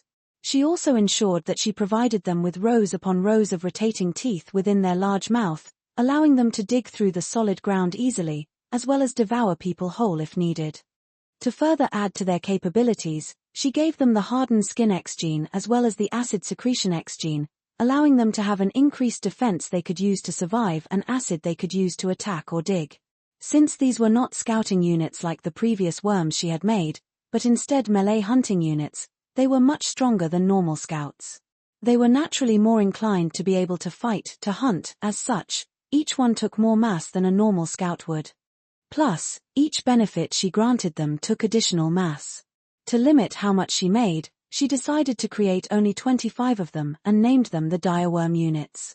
Upon confirming how much she wanted to make and how she wanted them to be, she felt the black ooze leaking from her body and taking shape around her. An almost euphoric feeling coursed through her body as she made them, and she couldn't help but feel pleased with her creation. But she didn't stop there. Those were just the units she was going to use to break into the place and provide support. She needed attackers. For attacking units, she decided to create something new. The design she had in mind was an 8-legged creature much like a spider but with a body similar to that of a dog. To achieve combat capabilities, she decided to add quite a few abilities to them. Namely, Animal Physiology, Reptilian X Gene, Workat X Gene, Wordog X Gene, Temperature Regulation X Gene, Hardened Hair X Gene, and Adhesive Touch X Gene. These were perhaps the most abilities she had ever given to a unit she had made so far, but it was necessary if she wanted to ensure their strength. And while it would cost a lot to even make one of them, she had enough mass to waste for now. In the end, she created about 50 of them before she had to stop in order to preserve mass, and the end result was something that could only be described as nightmare fuel. They were around the size of an adult dog with 8 legs covering their body. They were covered in thick, short hair, just slightly longer than a few inches. Their mouth opened from all 4 sides rather than just one, looking like a mixture of a dog's mouth and a spider's mouth. Inside were rows of teeth and a long tongue. Lily was satisfied with her creation. They would not only be useful for attacking as they were melee hunting units, but they also possessed a wide range of capabilities that would aid them. Their looks alone would even play a part in their capabilities. She decided to create one more type of unit before she stopped this time. It would be a unit focused on providing information and scouting, one she could use from above. The design she went for this time was simple, a bird with a relatively normal size that could blend in with ease. The only outstanding feature she gave it was extra eyes, with a total of 12 eyes located in different locations all over its body. This would allow her to scout the area much easier and gain an overview of everything happening. She also granted them basic abilities, such as enhanced senses and camouflage. She created around 5 of these units since they were merely scouting units and wouldn't be involved in the fight directly, plus, she wanted to preserve mass. Once the Hive units were ready, she was all set to begin the next phase of her plan, attacking. So without hesitation, she began. She sent them out to surround the mutant fort and prepare for the assault. The birds would take to the sky, keep a safe distance, and circle the fortress from above. The direworms would use their capabilities and bodies to dig large tunnels under the ground to the fortress. From there, the swarmlings, the name she gave the attacking units, would use the tunnels to enter the base and begin their assault. With a single thought to command the units, the attack began. Chapter 88. Chapter 88. 1094 words. Lily closed her eyes to focus on the movement and actions of her Hive units. She didn't need to do this, and she was still well aware of the area around her even like this, but the visualization aided her in her in-depth control over the Hive units. The night air was thick with the looming sense of anticipation. Even if those in the fortress weren't aware of her current actions against them, how could they not hold some expectations after news of not one, but multiple bases falling? It was natural that they expected to be next. Even if they thought it utterly foolish for anyone to try and raid them, they couldn't deny the mixed emotions in their hearts. Under this cover of night, the scouting birds that flew high above the base went unnoticed. They kept a far distance to avoid being detected from whatever was inside, but they saw enough for Lily to understand that the group was on guard. Armed patrol units swept the place regularly, and they were never alone. They always moved in small groups of 4 or even 5, showing just how much manpower this fortress held. Lily held some reservations about making a mess of such a place and getting involved in something outside her range of capabilities, but they were merely a local group from what she had observed, and the power they held allured her. Not even her greed could be denied in such a situation. Focusing her attention on the direworms that moved under the ground with their large but swift body, their massive forms writhing with hunger as they carved through the earth with relentless determination and ease. Each movement caused slight vibrations that were followed by the echoing steps of the swarmlings behind them. As time slowly flowed, in less than a few minutes, the direworms had arrived under the fortress, and the time for the beginning arrived. The direworms were the first to breach the surface of the ground, stone, and dirt exploding outward as their large bodies broke through the surface of the compound floor from within their very walls. Their bodies were large but moved with ease even above ground, acting as large tank units. They broke the walls and buildings around them as they emerged and brought about chaos within seconds. The armed patrols were caught off guard by the sudden appearance and assault of the creatures. The outburst caused them to emerge from the ground and even caused some of the closer guards to be directly injured. The remaining ones scrambled to react as quick as possible, their shouts echoing through the night as they attempted to regroup and call for reinforcements. Call for reinforcements. Sound the alarms. We're under attack. Help, my leg, my leg. Different screams could be heard ringing out in the compound as the patrol units attempted to defend the stronghold. They were just normal humans for the most part, or mutants with weak abilities. They could do very little in front of such terrifying-looking creatures. They were originally just meant to patrol and gain some easy merits. They never expected anyone to actually attack them. Fire! What are you idiots doing? You have guns.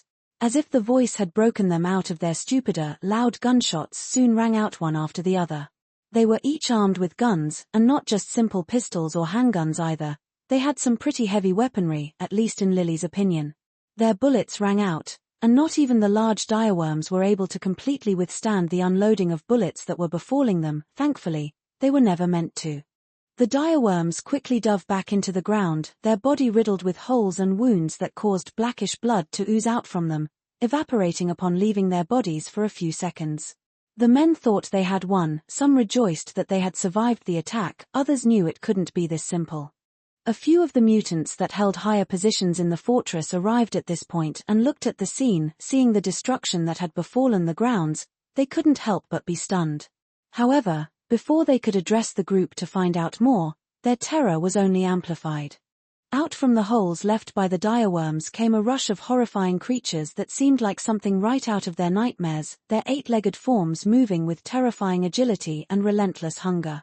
They didn't even give the people a chance to find their bearings and respond to their sudden appearance, as they wasted no time jumping at the people and ripping them apart. Gunshots rang out as some guns were fired, whether by accident or on purpose, yet it did little to help those that were close to the holes, as they were the first to be killed under the sharp claws and teeth of the swarmlings. Lily watched from through her connection with the Hive as her units began to cause havoc and chaos throughout the base. In mere minutes of their appearing, over a dozen people had already fallen. However, those who felt they were the weakest of the group, merely humans or weak mutants with nothing of use that had to rely on guns to fight. They were the first to fall. Those wielding guns simply didn't have the chance to react to the swarmling's swift body before they were killed. The swarmlings moved out further from the holes they had appeared from and brought destruction to their path. But they didn't remain unimpeded for long. As they dealt with the group that was around the hole, a large earth spike came crashing down on one of the swarmlings from ahead, crushing it upon contact. Wincing from the slight pain that she had experienced as the feedback reached her, Lily shifted her attention to what had attacked. It was the mutant that had come out to see what was happening, and they weren't alone this time. More mutants had joined them from within, and each seemed to be prepared to face the creatures that had appeared. Formation Ace, don't let them get past. Arya is preparing the portal still, holding off until reinforcement arrives. Shouted the man that stood at the front, being the one that had launched the stone spike. He stood in the middle of the group. Let's just crush them all here, replied a girl, her body covered in large muscles, her figure larger than most bodybuilders Lily had seen. Chapter 89. Chapter 89. 1174 words. The group quickly moved to form a tight formation, each mutant taking their designated position as if they had rehearsed this countless times before. It was clear to Lily that they were well trained and disciplined. Unlike the panicked guards from before, they didn't allow themselves to make any mistakes even in their fear and confusion. That is to say, they still held fear. No matter how well trained one was for a situation, in the face of the unexpected and unknown there was so much that training could do. While they held determined looks on their faces and focus in their eyes, Lily could see the lingering fear behind them. The swarmlings locked onto them as the next target of their controlled chaos. However, they didn't act just yet. Lily watched the situation from her vantage points. Her view was a full 360 of the entire battlefield thanks to her many Hive units. Her mind calculated the best course of action to take. She understood that while her swarmlings were formidable, they were not invincible. In fact, one had already fallen under the earth spike attack of the man. This group was coordinated and had much better training than any of the mutants she had faced so far. Honestly, it was impressive and it made her truly wonder the depths of this organization, but for now she had to deal with them. An idea flashed in her mind and without hesitation she put it into action. The ground under the group shook slightly as they were focused on the swarmlings around them. Only the leader seemed to have noticed, as just before the ground burst open from below, revealing the mouth of the large direworm Lily had controlled to dig under them, he shouted a command to the group. Dodge! The group didn't even question or doubt the man's order as he gave it, dodging to the sides as he ordered with large jumps. Due to this, they avoided the incoming direworm. However, despite their quick reflexes and the man's ability to sense the vibration in the earth below him, they were not entirely unscathed. Shards of rock and debris flew through the air from the outbreak, striking several of the mutants and sending them stumbling from the mess. Yet, even in the midst of this chaos, they remained resilient and disciplined, quickly regaining their footing and closing the distance between each of them to maintain a closed formation. They assessed the situation around them, gazing at the sudden appearance and disappearance of the direworm with increased vigilance. They were now aware of the dangers they faced, both above the ground and below it, and due to this, they had to remain quick on their feet. Even the previously gutsy female was vigilant. With the momentary gap in the group's formation caused by the sudden emergence of the direworm, Lily wasted no time in seizing the opportunity to launch a coordinated assault on each of them using the swarmlings. The swarmlings rushed forward from all directions and as the group was trying to gather back into formation, they swiftly attacked them like an incoming wave. They were overwhelming. One of the mutants attempted to fight back the incoming swarmlings by somehow pushing them away forcefully, however they did not touch the creatures physically. Lily instantly recognized the ability as some form of telekinesis, and while it was strong enough to push away a few of the incoming ones. Faced with the large amount and the lack of a method to kill them, she was quickly overwhelmed by the swarmlings and dragged into the horde. Another mutant, the muscular female, was faring much better. As she had more combat capabilities than the mutant with telekinesis, she was able to put up a greater fight. The first few swarmlings to attack her were squished by her like bugs, the pain from their death ringing through Lily's mind. She fought valiantly, killing over 5 of the swarmlings before she was simply overwhelmed by their large amount and covered in wounds. Their hard body and hair granted them a natural defense, and by using their hard strands of hair as needles it even granted them a means of offense. Under the continued attack of dozens of the swarmlings at once, facing the brunt of the force, she was overwhelmed and could barely hold on. "Come on, boss, do something," she groaned as she grabbed one of the swarmling's body and swung it at another incoming swarmling, sending it flying like a home run ball. The leader could do little in this situation either, as he had to handle a problem of his own. Not only did he have to deal with the swarmlings, which he was capable of doing, killing quite a few by creating spikes from the ground below them, but he had to face the constant attacks from the direworms below which caused him a headache.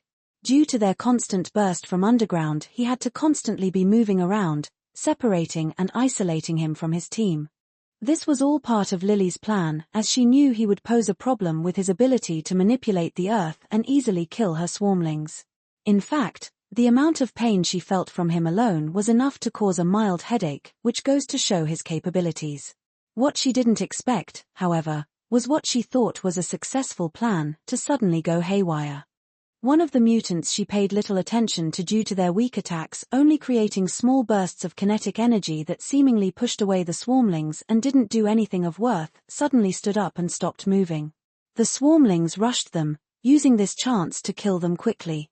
However, as they each attacked the body of the person, Lily noticed that they attacked while harming them, but they made no attempt to make it stop.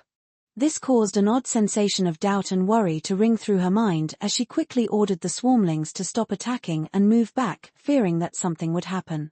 And it seemed her premonition was right because as she ordered the swarmling to move back, the male mutant that stood still all along suddenly spoke and said, "Brace for impact." With his words of warning and the swarmlings having backed off to create distance, the team suddenly grouped up away from him, and a barrier covered them all. Then came the blinding light. It covered the entire field and swallowed the swarmlings that were within range. Dozens of swarmlings all died at once. Even some of her dire worms that were near the surface suffered from the explosion.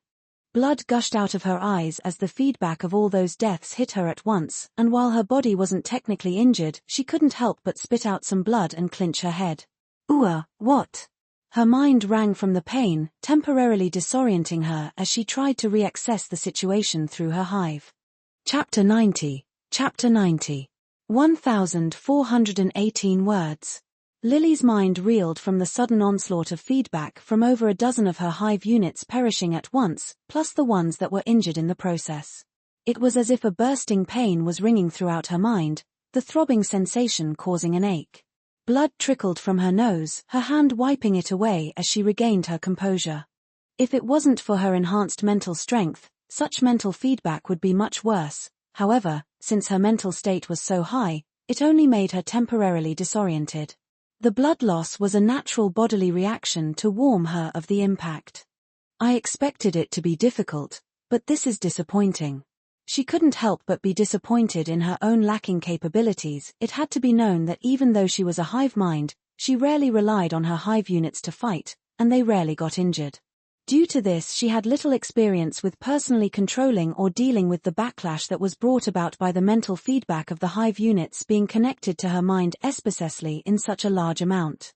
She shifted her attention back to the scene through her hive units. From that attack alone, over 11 of her swarmlings had been torn apart and instantly perished under the force of the explosion, including the ones that died facing the other mutants. In total, she had 34 swarmlings remaining. Even worse was the fact that a dire worm died from that explosion, being an expensive unit to produce and a key figure in her plans. Losing one was unfortunate. Putting aside the losses to the hive for the time being, she assessed the situation on the battlefield using the various viewpoints. The once chaotic scene lay eerily silent, the air thick with dust, smoke, and the wailings of pain coming from surviving fort members who were caught in the explosion. What she found curious was the way the explosion destroyed things. It wasn't like a bomb going off that simply destroyed everything around it. Instead, from her point of view, it looked more like an outward burst of energy that either pushed everything away or disintegrated things that were too close. The building itself was destroyed, but the walls weren't simply broken, they were caved in, overlapping with the inside of the building and sealing it off. The people that were close to the scene that had managed to survive the swarmlings were on the ground with bodies broken and seemingly rotting, as if acid had burned away at their flesh at rapid rates. The ground had cracked, and a large crater had formed, with the mutant that had exploded at its core. As the dust slowly settled, she found the mutant still alive. Albeit, they were seemingly passed out on the floor. As the dust settled further and Lily was able to make out more of the battlefield, she found that the group of mutants, though battered and bruised, had managed to survive the blast, shielded by the barrier created by their companions. From what Lily could tell, the barrier was barely holding on, cracks had formed throughout it, and the mutant that created it was supported by another member of the team. It was clear that this was the majority of his strength. He would be useless in any further situations. Lily felt a pang of anger ringing through her mind at the loss of her creations. Many died because of the actions of one mutant, and even his allies remained. But she quickly snuffed the thought out and focused on the matters before her. Anger and grief were of no use to her if they distracted her in battle. The mutant group wore grim faces, seeing and feeling the after-effects of their comrades' abilities used to the maximum. They were thankful they survived, but they were not able to celebrate just yet as they noticed the remaining creatures still existed. With a deep breath, the pain from her mind quickly subsided, and Lily focused her attention on the remaining pieces of the fortress. Though weakened, the mutants were still formidable and determined. She wasn't sure what cornered animals would do. She couldn't afford to underestimate them and face another backlash. Slowly, the swarmlings began to converge on the mutants from all sides. As the mutants were now gathered in one place, surrounding them with the remaining swarmlings was much easier. The swarmlings were swift and coordinated as they closed the area around their target off, but this time, Lily held back some of the swarmlings. opting to have some remain back and observe a little first from a safe distance rather than having them all dive into battle. She needed to conserve the remaining forces she had and act only when the perfect opportunity to strike arrived would she act. As the swarmlings she sent forward engaged in combat with the mutants, their swift bodies jumping at them with claws and teeth like razors ready to rip them apart, Lily watched intently from all angles. Her mind raced with thoughts as she analyzed the entire battlefield, looking for any sign of weakness or vulnerability. Even the slightest moment could be used to her advantage. Even in their weakened state, the remaining mutants were still quite skilled, especially their leader and the muscular female. They were the main fighting force of the remaining group as the other member supported the weakened barrier mutant, using her telekinesis to support the others from behind. Even with the injured and their team not full, they were able to work perfectly together, showing just how close and trained the team was. They each made up for a gap in another's ability and perfectly countered the swarmlings that rushed them. The tension in the air growing thicker with each passing moment, the onslaught of the swarmlings growing more violent with each passing moment and the group growing weaker in turn. And then, in a sudden flash of insight, Lily saw her opening to make a move.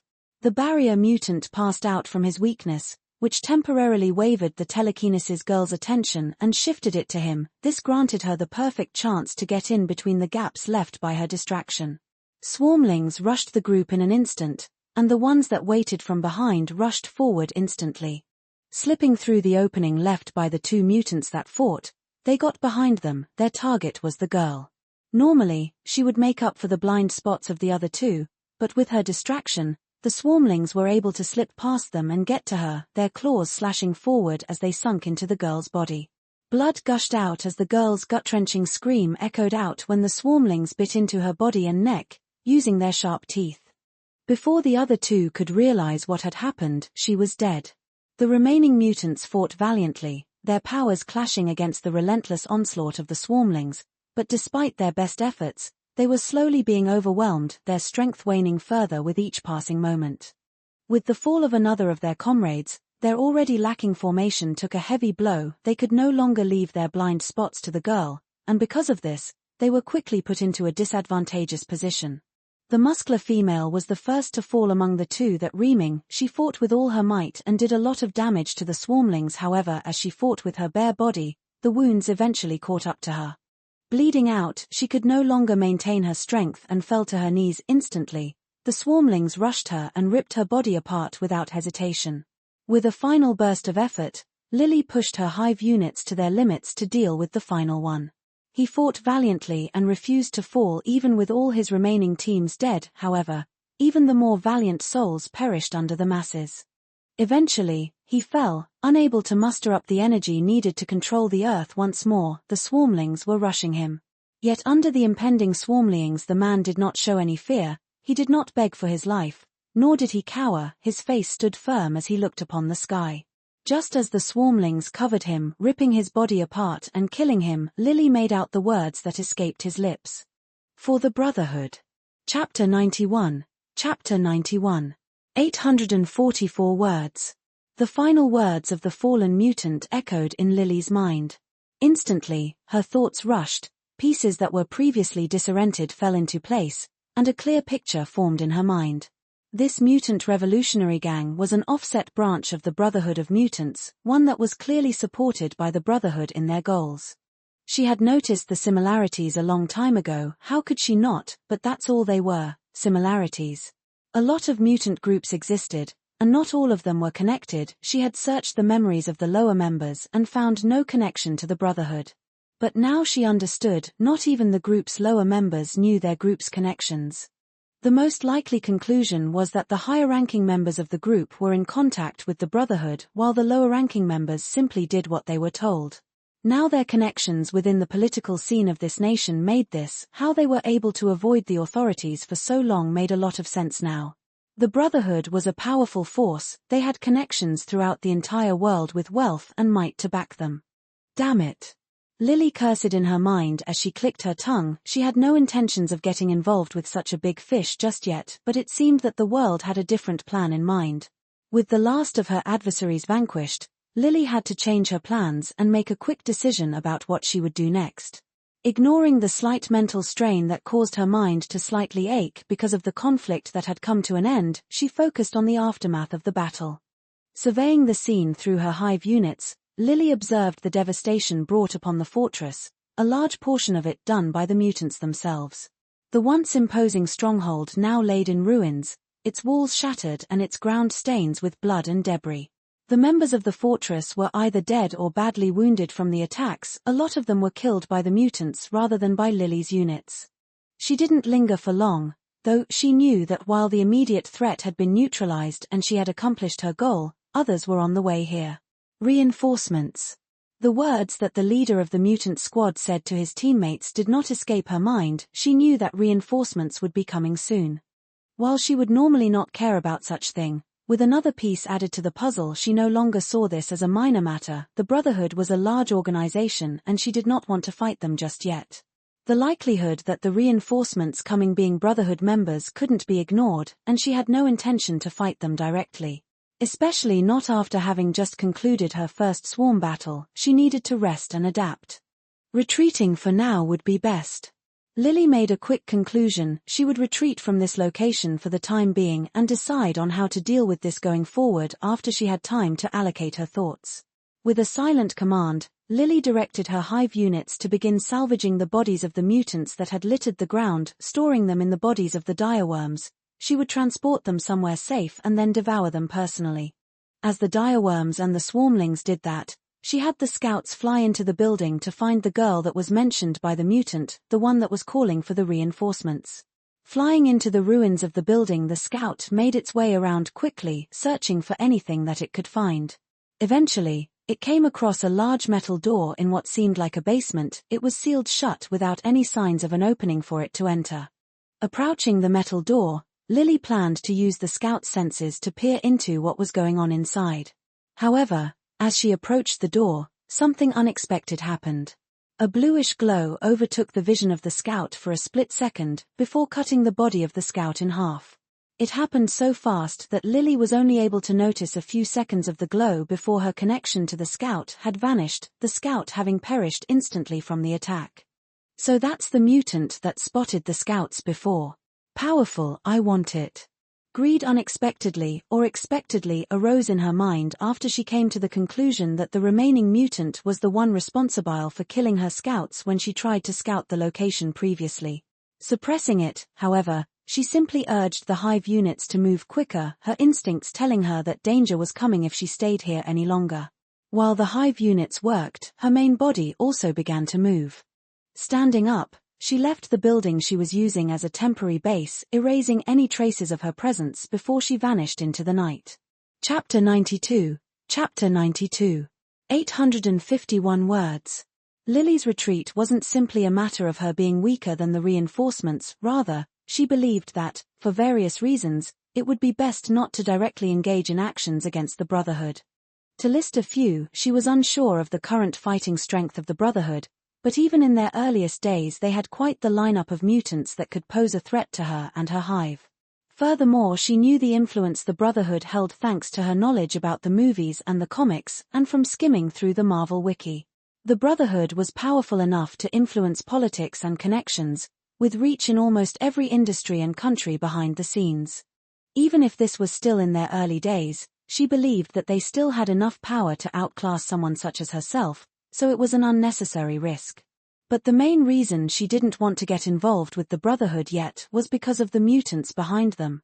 The Brotherhood consisted of multiple alpha-level mutants and even had mutants that were skilled in foresight or deduction abilities. Such abilities would prove to be heavily disadvantageous to her if they exposed her. With those reasons as the leading contributor to her retreat, she believed she had made the right decision.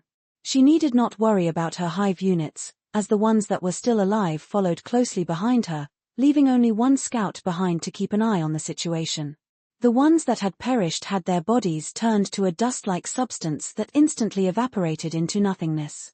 Lily wasn't sure the exact reasons behind why they did this, but it was somewhat like an instinctive defense mechanism that the Hive units had built throughout her entire species.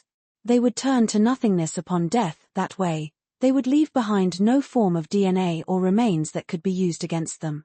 In fact, this extended to Lily herself. If Lily were to be injured, or matter of any form were to leave her body and her control, they would instantly evaporate. It was a natural defensive mechanism her species had evolved, but it was useful for cleanup. With the night as a cloak, she quickly made her way through the lands and towards the causeway that connected Bahrain to the mainland. Her decision was without hesitation, she would leave Bahrain. She had already spent quite some time in Bahrain and caused a lot of mess here. Now, with her inadvertently entangling herself with a faction as formidable as the Brotherhood, it was all the more reason to finally move on. Granted, she did not plan to stop her attacks. In fact, with the new information she had gained, she had all the more reason to keep attacking bases connected to the mutant group. Lily understood that in the grand chessboard of power, knowledge was a weapon, one that could be wielded with devastating effect by the weak or the strong. With knowledge it didn't matter how strong she was, because at least then she could hold her ground against some of the superpowers of the world. By continuously attacking mutant bases connected to the Brotherhood or others she came across, not only would she gain the genetic material provided by the slain mutants as immediate spoils of war, but she would gain information that she could extract from them. With her abilities, she could pry into the minds of the people she defeated and learn everything they knew. The more power they had in the organization, the more knowledge she would gain. A new plan had already taken shape as Lily made her way through the city, a plan that would unfold over the course of the next few months. But for now, having made considerable distance from the original location, she decided to stop at the outskirts of the city and devour the mutants she had collected. As Lily settled down, her mind buzzed with the information of the recent events. The scout she left behind also gathered more information that expanded her sights. But for now, she left that as a matter for another time and decided to first devour the mutants she had acquired. Not including the mutant team she had fought that were quite skilled, she had collected a total of 15 bodies. Because she couldn't simply tell which ones were mutants and which weren't from their dead bodies alone, she had to collect all she could. Either ways, once she devoured them, she would gain additional information, human or mutant, they would be beneficial to her. So, without hesitation, she quickly devoured all the bodies around her. Even the mutants from the Ace team were devoured, leaving only the mutants that had passed out behind. She planned to use them to collect information before devouring them. That way, she could gain a deeper understanding of the group. After devouring all the dead mutants, she had gained a total of 12 new mutant abilities, a large harvest that filled the lingering greed that rested in her mind. Chapter 93. Chapter 93. 994 words. Lily quickly devoured the mutants before her, relishing the euphoria she felt as she consumed and gained each subsequent mutant ability. Most of them were rather weak and useless, but at the end of the day, she would rather have them than not. Plus, as she has always said, abilities can be fused to be better. At the end of it, she looked over the mutant abilities she had gained with mixed emotions. Minor teleportation X gene, the user has the ability to teleport short distances within sight, but with the side effect of severe nausea and disorientation upon arrival. Paper thin X gene, the user has the ability to make their skin become extremely thin and fragile, making them vulnerable to even minor physical impacts. Psychic static X gene, the user can emit a low-level psychic interference field that causes mild confusion and headaches in nearby individuals. Glue spit X gene, the user has the ability to produce a sticky adhesive from the mouth, but only in small quantities and within a limited range. Static shock X gene, the user can generate small static electric charges that can give mild shocks to anyone the user touches. Marshmallow mimicry X gene, the user's body can temporarily transform into a soft, squishy substance reminiscent of marshmallows, providing minimal protection against physical attacks. Forgettable face X gene, the user can passively emit a subtle aura that causes people to quickly forget the user's appearance and presence after encountering them, making it difficult for the user to leave a lasting impression or be recognized. These were the abilities she gained from the normal mutants. For the most part, they weren't anything special, only a few of them really stood out to her. The one she was most pleased with was Forgettable Face. This would make it much easier for her to blend in with the crowd and avoid being exposed. Unfortunately, the downside was that it wasn't very good. It only worked on people who either didn't have a clear impression of her or didn't focus on her, so at best, it could work in passing. It wouldn't work if someone specifically looked at her or paid attention to her, but she could improve it later on. Psychic static had actually fused with her overarching mental ability, and with it, she gained another useful trick she could use. The same could be said for static shock, which fused with the electrostatic discharge X gene and improved it further.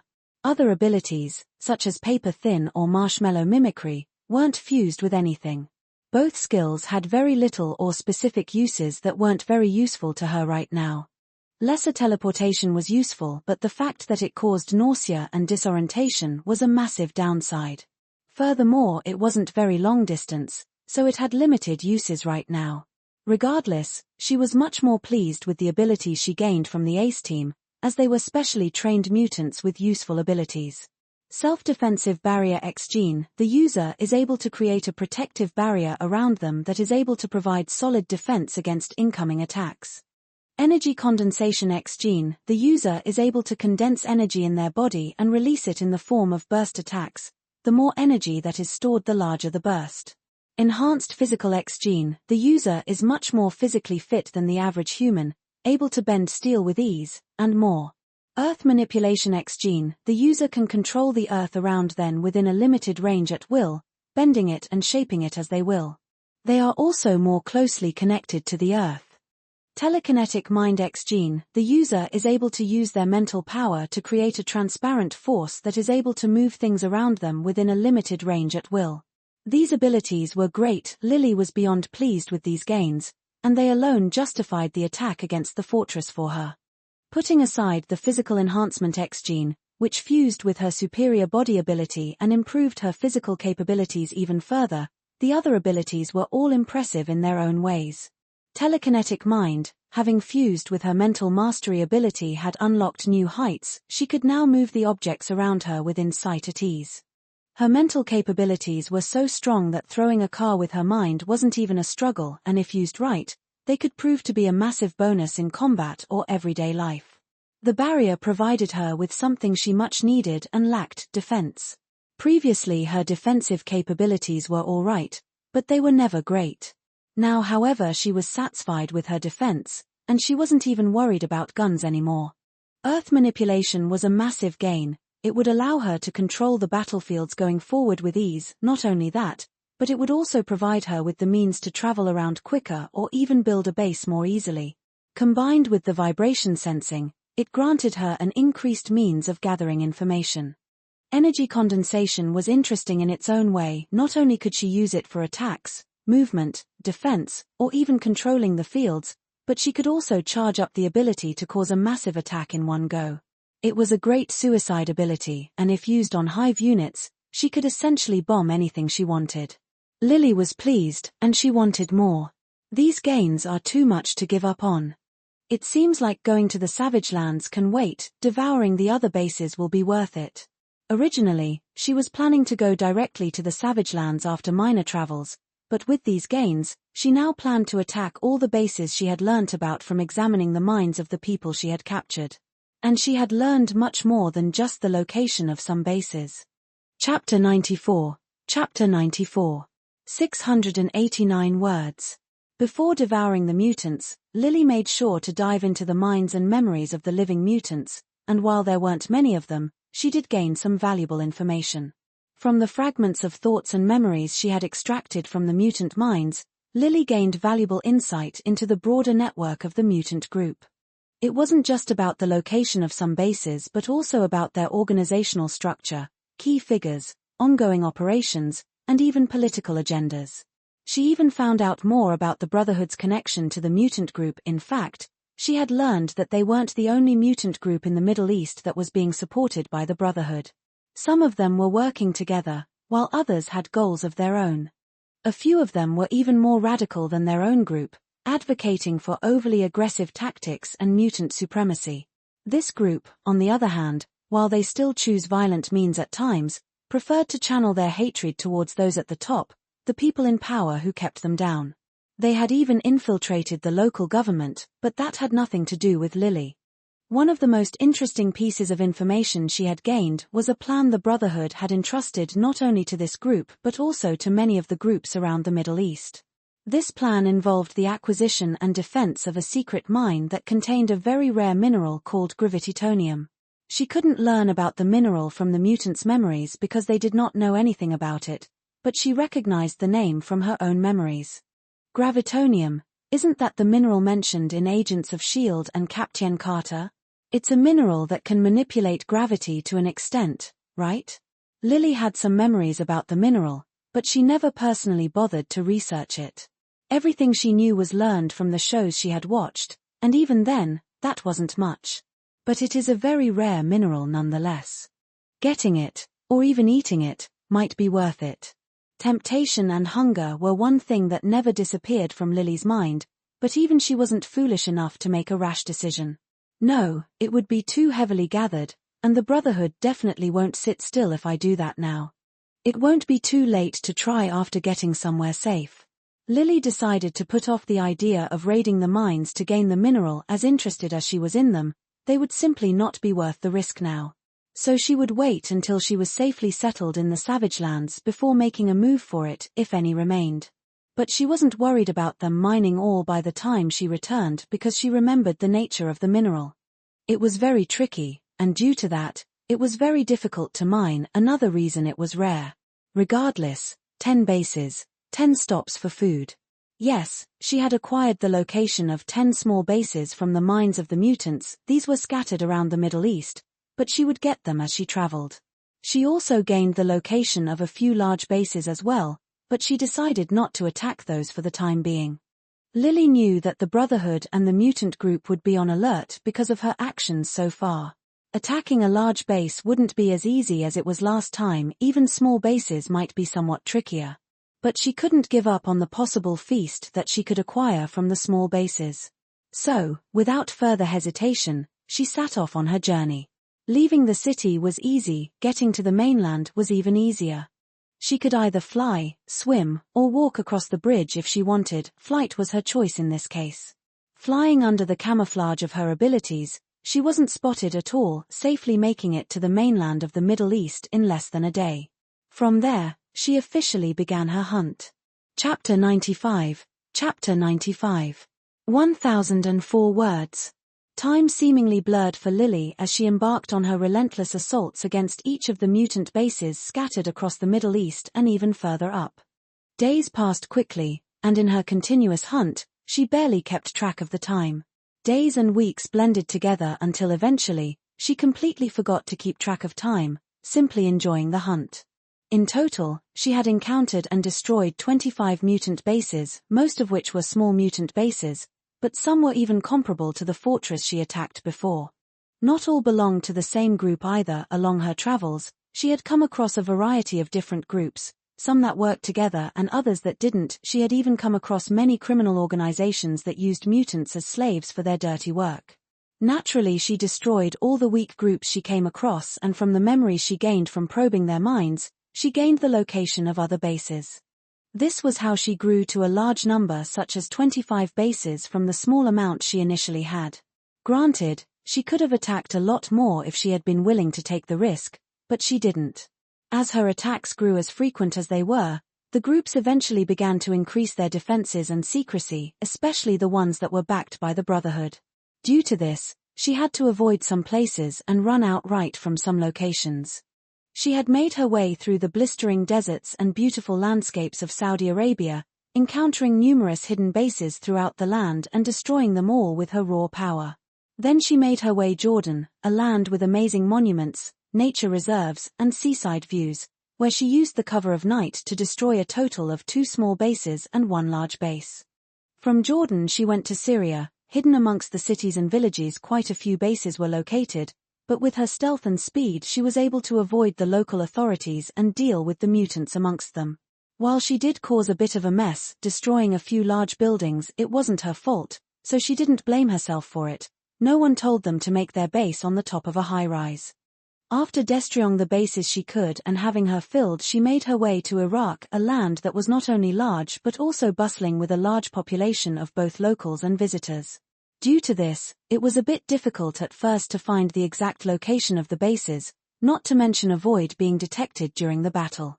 But with ample time to plan and strike, she was able to destroy a large number of the small bases scattered across the lands. She even got 2 large bases here, but she had to flee shortly after due to the Brotherhood finding her location. Fleeing from Iraq, she actually ended up in Iran, something she wasn't actually planning to do, but the Brotherhood seemed very instant this time around. Iran was a large stretch of land, so massive, in fact, that it was easy to get lost in the deserts that covered it. Thanks to this, however, she was able to avoid being followed by the Brotherhood, outpacing them after a few nights spent in the desert. Yet amid this chaos and carnage, she found a fleeting moment of peace. Within the deserts of Iran, she came across a group of wandering nomads, or so they called themselves. In reality, they were just people without a place anymore due to the wars and destruction, but she found a rare moment of peace as she followed them and spent time with them. Yes, Lily spent time with them. Eating them was pointless. They were just humans and would barely grant her any mass. Instead, she found their company relaxing amidst her crusade. Speaking to them was calming, learning even, she had come to remember what it was like to communicate with humans, the joys and sorrows they felt, the stories they had to tell. Lily enjoyed them very much. She even found herself looking up at the sky at night and stargazing with the children who accompanied them, a fondness she had long lost. Understanding them was easy actually. Understanding everyone she had encountered throughout the land so far was easy. Thanks to her enhanced mental capabilities, breaking apart, piecing together, and understanding a new language was almost instinctive to her. It was why she never struggled with the language throughout the journey so far. It was why the people that she came across never doubted her identity, and even if they did, they would still welcome a lost and lonely soul such as herself. But Lily left shortly after. While she enjoyed her time with them, she never forgot her goal. She would never let such a fleeting moment of relaxation hinder her progress. So, with unwavering determination, she made her way throughout Iran, destroying the most bases she had so far. She spent a long time in Iran, multiple days, maybe even weeks, she had long lost count. But from her time in Iran she was sure she had gained a massive amount of abilities and mass. She could feel the raw power coursing through her body. After Iran, she actually made her way to Afghanistan, a place she never thought she would end up at the beginning of this journey, but a place she did due to whatever reason. But as she wandered the streets of one of the major cities, a news broadcast on one of the televisions caught her attention. Billionaire playboy Tony Stark reappears after having been missing for multiple days. The headline piqued her interest, but it was only until she looked at the date that she was fully convinced. May 5, 2008. A few days after Tony escaped from the Ten Rings base, and a few days before his battle. Chapter 96. Chapter 96.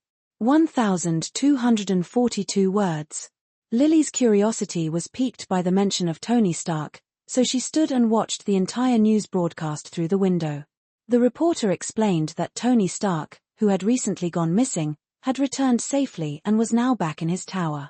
The report also showed scenes of the Ten Rings using the weapons Tony's company made to harm innocent lives.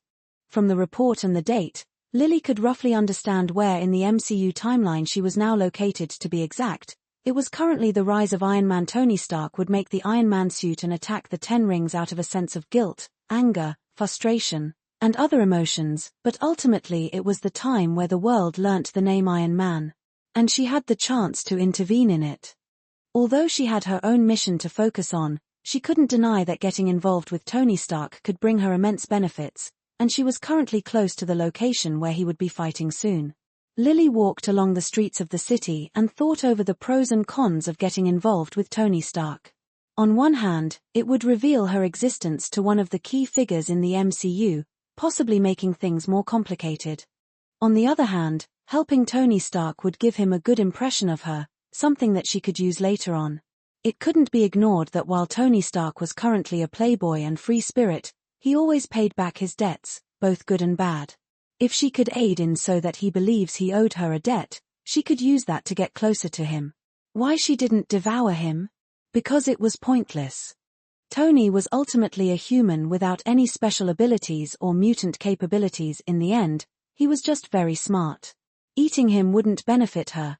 It wasn't like she could acquire his IQ or creative capabilities by devouring him. Plus, it wasn't like Lily needed his intelligence. Lily wasn't stupid. Her brain functioned much better than any human brain could. The only difference between Tony Stark and her was the knowledge they possessed. Tony learned from a young age, was trained to follow in his father's footsteps, and took his education very far. Lily was not the only education she had here so far was from STLD, and from that, she was already at college level. In a few months Lily had went from knowing nothing in this world to college-level education. If she had the access to information she could learn even more. So killing and devouring him was pointless. Through Tony, she could even gain some access to his information network, technology, and even the Avengers when they come around. That's why she concluded that getting involved would be beneficial to her. Plus, it was along the way she could deal with this matter and leave in a week or two. At that time, she didn't need to worry about the aftermath because she would be safe in the Savage Land. Nodding her head as she concluded her thoughts, Lily decided to wait near the location she remembered until the time came for the fight to begin. Then, she would assist Tony under disguise. With Lily's decision made, she began to make her way towards the town of Gulmira, where Tony would appear in the coming days. Getting there was honestly very easy, but she hasn't directly entered the town just yet. She didn't want to get caught up in the fighting, as she had no interest in helping either side. She was purely doing this to get the connection to Tony, not because she felt like she was a hero. As such she concealed herself within the shadows around the town and waited. Days flew by quickly and the sound of gun shoots, explosions, and chaos echoed from the town below. Throughout all that she did not intervene nor did she allow herself to be seen, she simply waited and the wait paid off. Finally, the day arrived. Lily watched from her vantage point outside the town as Tony Stark emerged above the chaos, clad in the Iron Man suit he had recently finished. Tony's sudden appearance naturally drew the attention of the Ten Rings members who were currently in the town, prompting them to take action against him. For now, Lily did not make a move yet. She watched as both sides fought with Tony Stark clearly being superior to the Ten Rings.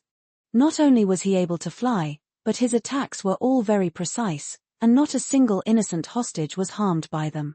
This left the Ten Rings in a bad situation because they were originally planning to use the people as meat shields. But Tony's overwhelming one-sided assault was halted by an unexpected factor: mutants. To be exact, the Ten Rings had mutants working with them, and they posed quite a danger to the current Iron Man.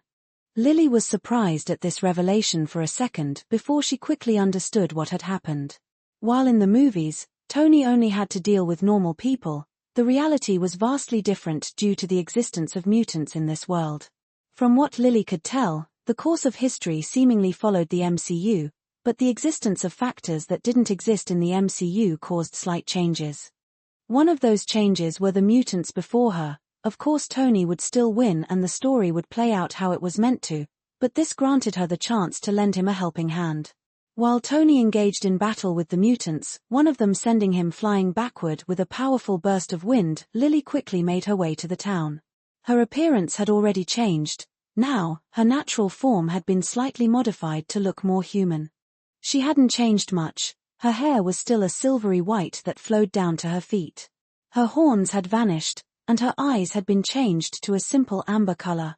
She also slightly lowered her height, not by a lot, but by a little to blend in easier. Her face wasn't altered too much, only slight changes to avoid being recognized by anything.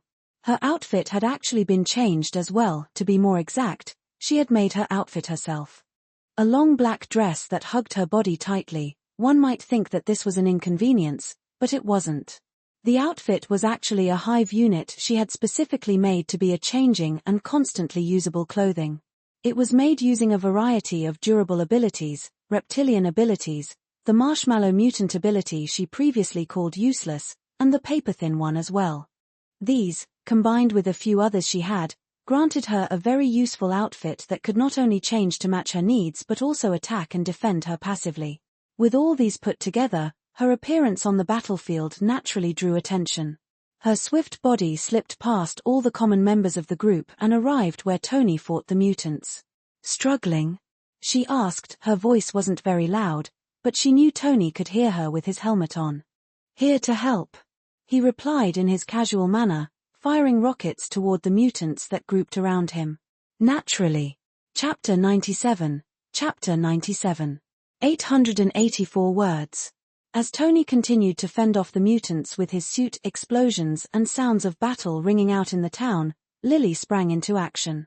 Her movements were fluid and precise. Her appearance alone drew the attention of the people on the battlefield, Tony included. After all, it wasn't every day you would see someone wearing a black dress like her in the desert. That was one of the reasons she had chosen this outfit style for the first encounter with Tony. He was a person who valued appearance to an extent, and even he couldn't overlook something that piqued his interest. After all, drawing his interest and leaving a good first impression was her plan. Plus, it wasn't like her dress hindered her. Sure, it wasn't something you would find someone fighting around in because it could limit one's movement, but Lily wasn't a normal human. Her capabilities were far above those of a normal human, and even in her slightly hindered state, she was better than anything they could throw at her. Keep in mind this was a fight Tony would win. If he could win as he is now, she wouldn't lose. Furthermore, her outfit itself was alive. It was a Hive unit simply made to look like a dress. It could move and accommodate her needs without even so much as a thought. It could even attack and defend her as she fought, which it did. Lily danced around the battlefield like a ballerina. Her mutant abilities were her main weapon in this situation, not her physical capabilities. She wanted to show Tony that she was a mutant or, at the very least, had abilities, and what better way to do that than use mutant abilities? She couldn't expose too much. However, she limited herself to the elements. Earth, fire, electricity, even wind and sand danced around her as she moved. She swiftly dispatched several of the mutants, easily incapacitating them under her attacks. Her attacks were swift and calculated, leaving no room for error as she moved with the grace of someone who had fought many battles. Over the course of the last few weeks, while she did use her Hive units in the process of raiding the base, she also further trained her skills and refined her fighting style. She could now be considered somewhat seasoned in the ways of battle, and that was a good thing because she couldn't reveal her Hive units here. Not in front of Tony. Tony watched in amazement as Lily effortlessly handled the mutants that had been causing him some trouble before. Her skill and prowess left him with quite the impression, and he was sure that she was more than just a mere bystander lending a hand. He had his suit record everything she was doing. He would look this over when he returned. Together, Tony and Lily fought the terrorist group, which proved to be no match for their combined might. What may have been a desperate victory for Tony had now boiled down to a one-sided slaughter. With each passing moment, they gained ground, and the 10 rings were forced further back. They were losing not only ground but also men and weaponry. As the battle raged on, elements covering the sky and land, they could no longer fight back. Under the command of their remaining higher-up, they ordered a retreat. But how could Tony just let them retreat? He was here to wipe out this group for using his weapons for such vile acts, and he did. As the last of the terrorists fell, Lily had already stopped aiding the man in his assault since all the mutants were dealt with. He carried out his desires the way he wanted, and Lily felt no need to aid him any further. Instead, she made an effort to help the survivors of the town. Using her abilities, she was able to find those who were covered under rubble but still alive, those trapped in burning buildings or forced into hiding. Many were dead, but many more were injured. Earth bent to her will, and the winds and fire did as she ordered, the flames that covered the town dying down under the combined manipulation and the earth that held people down parting as she dragged their bodies out. Doing this should leave a better impression on Tony. That was her reasoning for helping the people. She didn't care about their lives. If they lived or died, it didn't have much to do with her. She simply wanted to leave a good impression on Tony. Maybe. Either way, as the battle came to a conclusion, Tony fell back to the girl's location and landed before her. His mask is raised to reveal his somewhat young appearance, strikingly similar to Robert Downey Jr. but with slight differences. His hair wasn't the same, somewhat longer and messier, and his eyes were blue. "What did you say your name was again?" he asked, a smile prominent on his face as his tone was somewhat cheerful. He seemed pleased with his victory, it would seem. "I never gave you one," Lily replied with a somewhat friendly tone as she turned to face the man. However, she then turned away and shrugged her shoulders slightly. "Well, see you around." Chapter 98. Chapter 98. 852 words. "Well, see you around," Lily replied as she turned away from the man and began to take her leave. However, Tony wasn't someone that liked taking rejection as the answer. "Fair enough. Guess I'll just have to come up with a nickname for you then." His reply was followed by a chuckle as he quickly moved to keep her pace, his eyes following her with amusement and interest. "I'm Tony Stark, by the way, you know." With a playful wink, Tony tried to impress her with his name, but he found her uninterested. "You should go help the people you can to help." Lily's reply left the man stumped as he finally snapped out of his daze, realizing he had left the situation unfinished and gotten distracted with the girl. Before Tony could reply, though, wind formed under the girl, and with a gust of pressure, she took off from the ground and flew into the distance. Hesitation painted the man's face as he was conflicted between following her to find out more or staying here and helping the situation, but deep down, he was a good man, so in the end, he gave up on following her. His mask closed once more as he turned towards the town and made his way over to help the innocent civilians until proper care arrived. While he did, however, he asked a question to the suit. "Did you get all of that?" "Yes, sir, it has all been recorded and saved." "What would you like me to do with it?"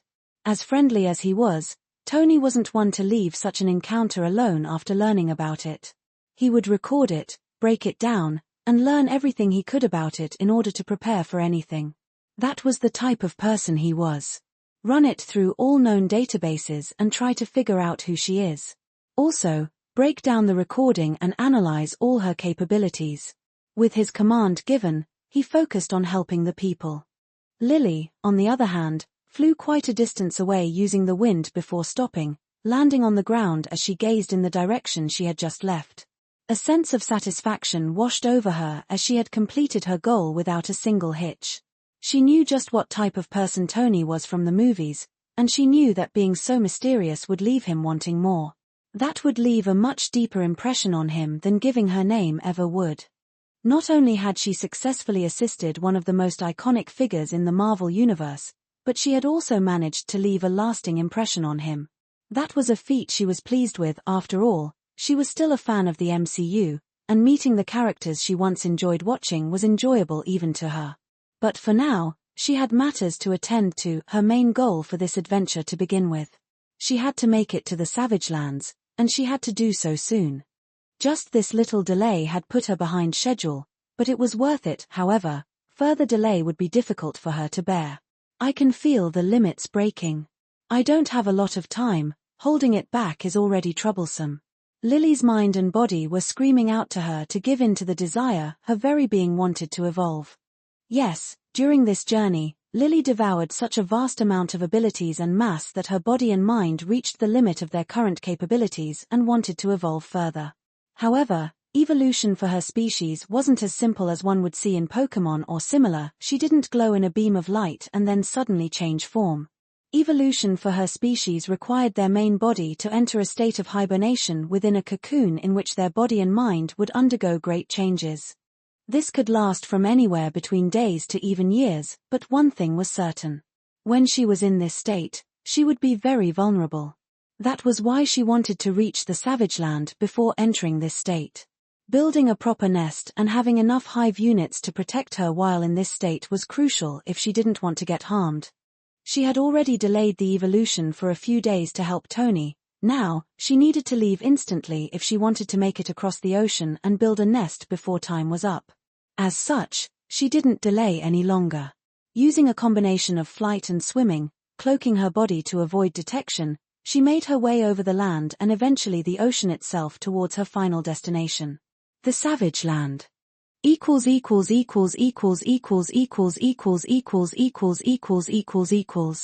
Sorry for the delay, I was rather busy lately and didn't have chance to write. Also thanks to everyone that gave my other novel a try. I plan to update that a ton, so feel free to leave comments and reviews on it, it would be appreciated. Chapter 99. Chapter 99. 1226 words. Lily's journey to the Savage Land was arduous but necessary. She believed it would be the best place to grow safely. Not only was it isolated, but it also provided her with a wide range of different creatures to devour. She moved with a sense of urgency as she could feel the need to evolve, pulling at her very being. Her skin itself felt unsuitable for her. Of course, she didn't solely focus on traveling in such a vast ocean. Lily lacked many aquatic creatures that she had devoured. As such, She stopped a few times along the way to devour animals she found near the surface of the water. Sometimes, she would even dive a bit deeper under the water to eat larger prey. In this way, her journey was slightly longer than needed, but she gained a variety of new animal DNA and abilities, some of which even helped her increase her travel speed. After traveling relentlessly for weeks, Lily finally reached the land where the entrance to the Savage Lands was said to be located. The exact entrance wasn't known to her, but she had a rough idea of where it should be, and given her capabilities, she was sure that finding it was a matter of time. The cold had little effect on her, thanks to the variety of creatures she had devoured, the most recent ones actually adding a lot to her cold resistance. This allowed her to search around unbothered for a longer period of time, and eventually, after a few days of searching with all her abilities and swarm units combined, she found the isolated entrance. The entrance to the Savage Land was actually an isolated cave entrance that led into a wide and complex network of tunnels underground, eventually leading into the Savage Land. Many believed that the Savage Land was actually underneath Antarctica, while others believed it was within an isolated space with an entrance on Antarctica. However, details pertaining to the Savage Land in the Marvel Universe have always been vague and constantly changing. But today, Lily finally learned what it truly was: both. The Savage Land was located underneath Antarctica, but the space it was located in held traits that showed that it was an isolated space, a bubble of sorts that made it much larger within than it would be outside. Upon entering the lands, the first thing that met her eyes was the blinding sunlight, something that shouldn't be possible this deep under the surface. This further confirmed to her that this space wasn't normal. As the sunlight subsided and her eyes quickly adjusted to the blinding light, she stared at the scenery before her. The sight of the prehistoric landscape filled her with awe and relief.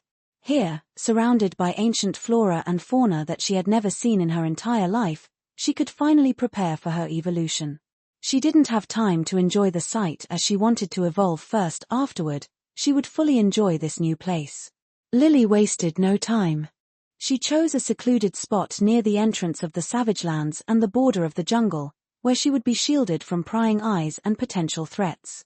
Her hive units immediately got to work digging within the earth below her in order to make a nest, constructing a sturdy and well-camouflaged nest.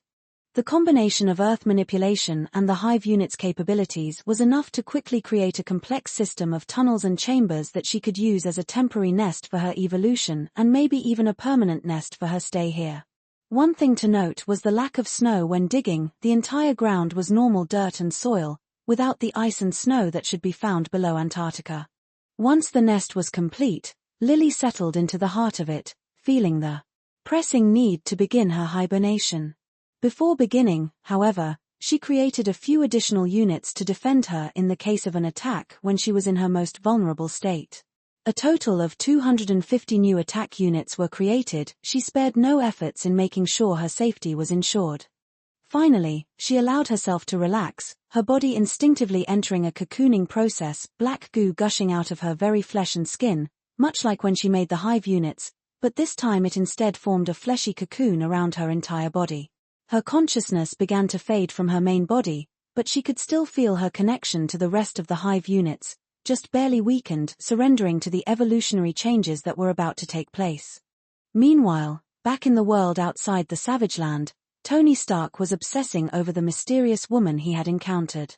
He had replayed the footage multiple times, marveling at her abilities and the ease with which she had handled the mutants. The curiosity gnawed at him, and he was determined to uncover her identity. "Jarvis, any luck with the databases?" Tony asked, his voice tinged with frustration as he paced the room. "Unfortunately, sir, I have not found any matches in known databases even after expanding the search range," Jarvis replied. "However, I have compiled a detailed analysis of her abilities based on the recorded footage. Would you like me to display it?" "Yes, show it." Tony stopped his pacing and leaned back in his chair, staring at the holographic display of Lily's figure. Harvey's had isolated just her figure and removed everything else on the battlefield, so she was the only feature in the film. She's not a known mutant, and her abilities are unlike anything we've documented. This is going to bug me. He sighed, running a hand through his hair. "Keep digging, Jarvis. There has to be something we're missing, Look for any possible mutants with similar abilities. Elemental capabilities aren't uncommon in mutants, but this many at once aren't normal. As days turned into weeks, Tony found himself increasingly preoccupied with his mysterious helper. He couldn't shake the feeling that their paths would cross again and wanted to be prepared for that eventuality. Back in the Savage Land, time moved differently for Lily. Her cocooned state rendered her unaware of the passage of time, and even if she was still connected to the rest of the hive, there was a sense of blur when controlling them. Her body underwent profound changes, with her cells restructuring and enhancing her abilities. Her mind itself underwent changes that could only be described as unnatural. The process was both painful and transformative, pushing her to the brink of her limits. Thankfully, in her unconscious state, she felt nothing.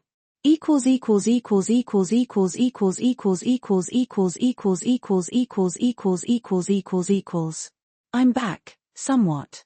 I will be posting once more, however, life is still somewhat not going well for me, with a lot of things going on that will take my time here and there. But having seen all the comments and votes this novel gets even though no new chapter has been posted in a long time, I would feel bad no writing something for it. As such I have decided to resume writing, but I won't post too often. Once a week, or even twice, is what I will try to do.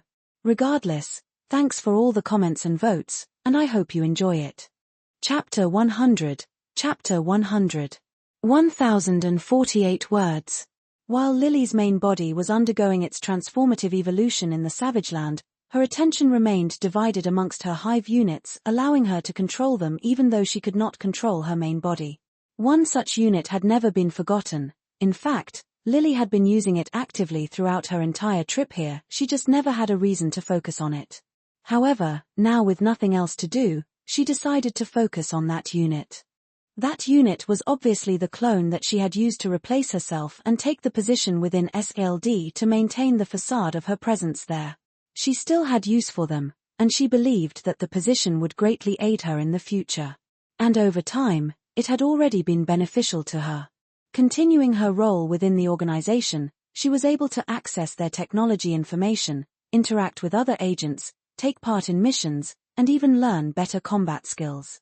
All of this fed back critical data to the Hive, which she could use later.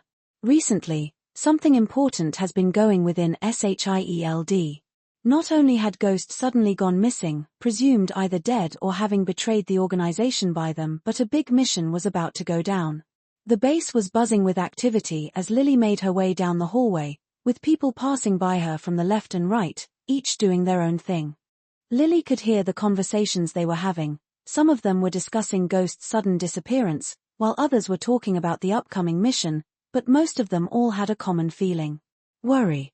The mission was a big one. Lily couldn't remember it happening in any of the original comics or movies she had seen, so she wasn't sure it was canon, but it was happening here.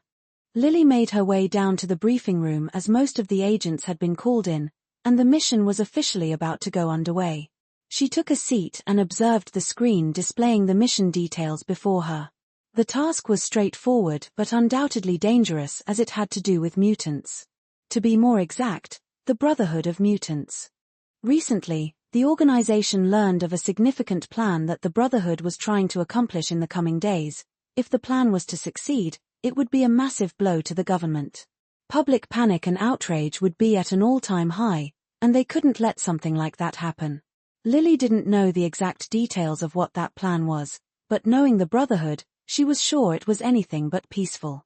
Regardless, it wasn't her position to question the mission, she was playing the role of a good soldier. And good soldiers follow orders. As the briefing began, Fury stood at the front of the room and pointed at the details on the screen. He would be the mission leader for this mission, however, he would not be joining them on the field apparently, he had other things to do. Agent Lily, you're with Team Alpha. Your expertise and capabilities will be crucial for this mission. Fury said as he explained the mission. Lily had made a small name for herself recently with her successive missions, and because of this, her prowess and capabilities were trusted. She was the brute of the agents.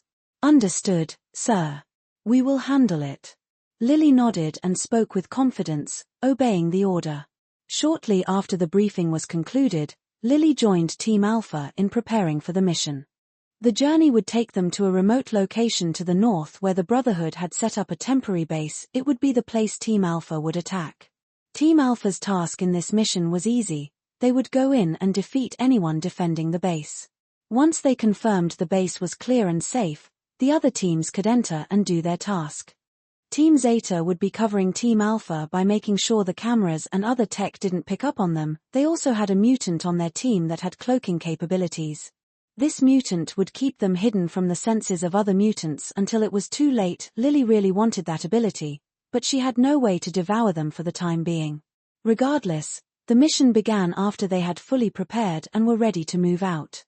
The journey to the remote location was uneventful, but Lily remained vigilant because she knew just how dangerous the Brotherhood could be, her heightened senses focused at all times. Upon reaching the target area, Lily was met with what seemed like an abandoned mining station, one that had been left for quite a while, it would seem, from the state of the place. Most of the buildings around were destroyed or in ruins, and the mine itself was barely a mine at best. It was a cave with a track running down it. But this was the location the Brotherhood had chosen. The mine had been unused for years, and no one lived around the area for miles that would grant them the cover they needed to complete their plan. Plus, from what Lily could assume they were trying to make, the mines were the safest location in case any mistakes happened. Upon reaching the location, the team split into two to cover more ground, with one team sweeping the area from the top and the other sweeping from the bottom. They were sure everyone would be in the mines, but they had to be certain. Lily went with the team that searched the top. She searched through the area with clear precision and scanned the surroundings as she moved, relaying the information back to the team.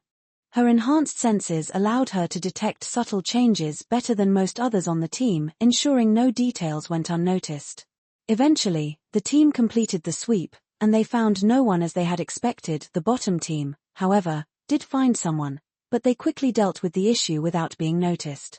Now, all that was left was the mine, both teams meeting back up at the entrance as they prepared to move in. Chapter 101. Chapter 101. 946 words. As Lily and Team Alpha regrouped at the entrance of the abandoned mine, she could feel that some members of the team were tense, even with all their training. The eerie silence of the surroundings did not help in removing the foreboding atmosphere that left each member of the team on high alert for any danger. Even Lily was certain to have her senses on overdrive at all times to pick up for the slightest threat around them. This was the Brotherhood, after all. With her senses, she could even sense the faint presence of several individuals deep within the mines, likely the Brotherhood mutants they were sent to eliminate. "Stay sharp, everyone," the team leader whispered into the comms in a barely audible voice. "We move in quietly and take them out before they know what hit them. Bravo and Falcon, I want you to watch our backs. Eagle, Hound, and Cat, I want you to cover the sides. Ant, I want you with me. Please notify me if you sense anything." Ant was Lily's nickname for this operation. The main purpose of the name was to keep things undercover in case they got exposed and also to make it easier to give orders. With the orders given, the team began moving as one down the mining pathway. Their training was evident as they perfectly synchronized their movements and fulfilled the positions given to them. Lily was at the front with the leader, with her senses ready to detect any incoming threats. As they descended deeper into the mines, the narrow passageways and dim lighting added to the challenge of moving as a team, resulting in them having to form a small line. Suddenly, a noise ahead caught Lily's attention, and she signaled for the team to halt. Her eyes narrowed as they focused on the source of the sound. Adapting to the darkness, she was able to see faintly ahead of her. Several figures were gathered in a cavern that had been dug out of the mine and was being used as a makeshift camp. They looked rough and dirty. Their appearance reminded Lily of miners, but she couldn't be certain of what they were without confirmation. "We've got company," Lily whispered into the comms for all the other members to hear. "At least 5 of them, possibly more. Unarmed. Get ready." The team positioned themselves strategically, preparing for the coordinated assault. They waited for Lily to give the signal before they began moving, their weapons trained on the unsuspecting Brotherhood mutants. The initial attack was swift and precise, catching the people off guard thanks to their limited lighting. The team focused on using their knives to avoid the loud sounds produced by guns. They didn't want to draw the attention of others just yet. However, It wasn't long before the element of surprise wore off, and the Brotherhood members who weren't killed right away began to fight back fiercely. Lily engaged in close combat with the mutants in order to try and quickly end this fight. Her enhanced strength and agility allowed her to dodge their attacks and strike with deathly blows. She could feel that her opponents weren't much stronger than a normal human, which left her confused. They didn't even use any mutant abilities. Lily quickly eliminated her opponents and turned to the others. Team Alpha was quickly dealing with their own targets, however, because they couldn't use their guns, it took longer. Lily aided them, and together, they were able to quickly deal with the remaining Brotherhood members, breaking the resistance and killing all of them. The mine was now silent, save for the breathing of the SHIELD agents who had difficulty. None of them were injured in the fight. However, a few of them were hit by desperate attacks from the people. Clear. The team leader announced through his comms, not just for them to hear but for everyone else. Good work, everyone. Let's secure the area and keep moving in. He spoke again and was about to start moving to check out the area, however, Lily's voice brought him to a halt. Sir, these weren't mutants. With the fight over, Lily could now properly focus on the matter at hand, why that fight was so easy for her, even in this clone form. None of the people she was fighting were mutants, in fact, they weren't even trained. They were completely normal humans. At best, they were somewhat stronger than the average human because they worked in the mines, but that was it. Our mission is to eliminate the Brotherhood members, mutant or otherwise. The team leader replied in his stoic voice, causing Lily to furrow her brows. It wasn't that she had a problem killing humans, she had killed her fair share of humans and had grown used to it. What she didn't like was how fishy this mission was right off the bat. She was ordered to kill mutants, she was told they would be fighting mutants, yet she hadn't even found a single mutant yet. Something was wrong here, and Lily could feel it. She just didn't know what. Understood, sir. She replied and just went about her task. Getting into an argument here would do her no good, she didn't want to lose this cover in the situation that SLD somehow turns against her. For now, she would just do as they ordered and complete this task. If her life was endangered, she would retreat without a second thought. Even SLD would understand something so simple. Plus, it wasn't like they would get rid of her so easily, she had been useful so far. Chapter 102. Chapter 102. 1,170 words. As Team Alpha moved further into the winding tunnels of the mine, the air grew stale and heavy with the scent of earth and dust. The area felt so dry that the agents began to sweat in their suits. The echo of their footsteps bounced off the narrow walls, their formations tightening as the pathways grew narrower. Lily's senses remained as heightened as possible in this unit. She was suspicious of all of this, but she mostly didn't want to lose this unit. She couldn't shake the nagging feeling that this mission was missing key information. Why SLD had been so insistent on the Brotherhood's threat level when all they'd encountered so far were unarmed miners. Something felt fundamentally off. Ant, stay sharp. The team leader's voice crackled in her earpiece, pulling her out of her thoughts. We're approaching the main chamber. It's likely we'll face heavier resistance here. Lily glanced back, nodding slightly as she looked back ahead. The man was so sure that they would face danger ahead, and she was curious why. Though her clone body lacked the full depth of her original self's abilities, she still retained enough strength and abilities to deal with most street-level threats that came her way. She was here to observe, blend in, and if need be, protect her cover. As they reached the next chamber, a sudden shift in the air caught her attention, causing her eyes to narrow and her stomach to move. A low, thrumming energy pulsed from somewhere up ahead, and Lily could feel the vibrations intensifying as they approached the chamber, but the vibrations weren't the only thing she could feel, hunger even through a Hive unit. The team leader held up his hand, signaling everyone to halt, and she reluctantly controlled her instinct to keep going towards it. The lights ahead of them were dim with flickering shadows decorating the rocky wall. They moved as silently as they could, approaching the opened entrance and taking cover behind the edged stone outcroppings. They peered into the chamber ahead to see what was there, but Lily could already tell what was happening inside with her senses. Inside, a group of Brotherhood mutants surrounded a peculiar piece of material. It was unlike anything Lily had seen before, massive, sleek, and humming with a dark blue light that radiated in rhythmic pulses, it looked as if the mineral was alive, breathing. The Brotherhood members were busy setting up what appeared to be a force field around the material, each mutant using layers of their abilities to keep the material from coming in contact with them. "On my count," the team leader murmured, hand gripping his weapon. Team 1, focus on the mutants at the left. Team 2, provide cover fire on the right. Ant, you're with me, target that device. Lily tensed at the command but nodded as she readied herself for the strike. She knew the fight ahead wouldn't be easy given the number of mutants they had, not to mention the humans with guns, but it was the purpose of this material that intrigued her more than the battle itself. The leader counted down, giving the signal to everyone to act at once. 3, 2, 1, engage. A flurry of movement erupted as the teams launched forward. Team 1 immediately took the left side, their gunfire lighting up the chamber, and the Brotherhood mutants, while surprised by the sudden attack, quickly responded with a barrage of powers. Fire bursted forth in a wave and caused the agents to move back. However, they were able to kill some of the humans who couldn't react in time and didn't have the strength of mutants. Lily followed the team leader, both of them cutting a direct path toward the material while ignoring everything else around them. Both teams did their part to keep the hostiles off them.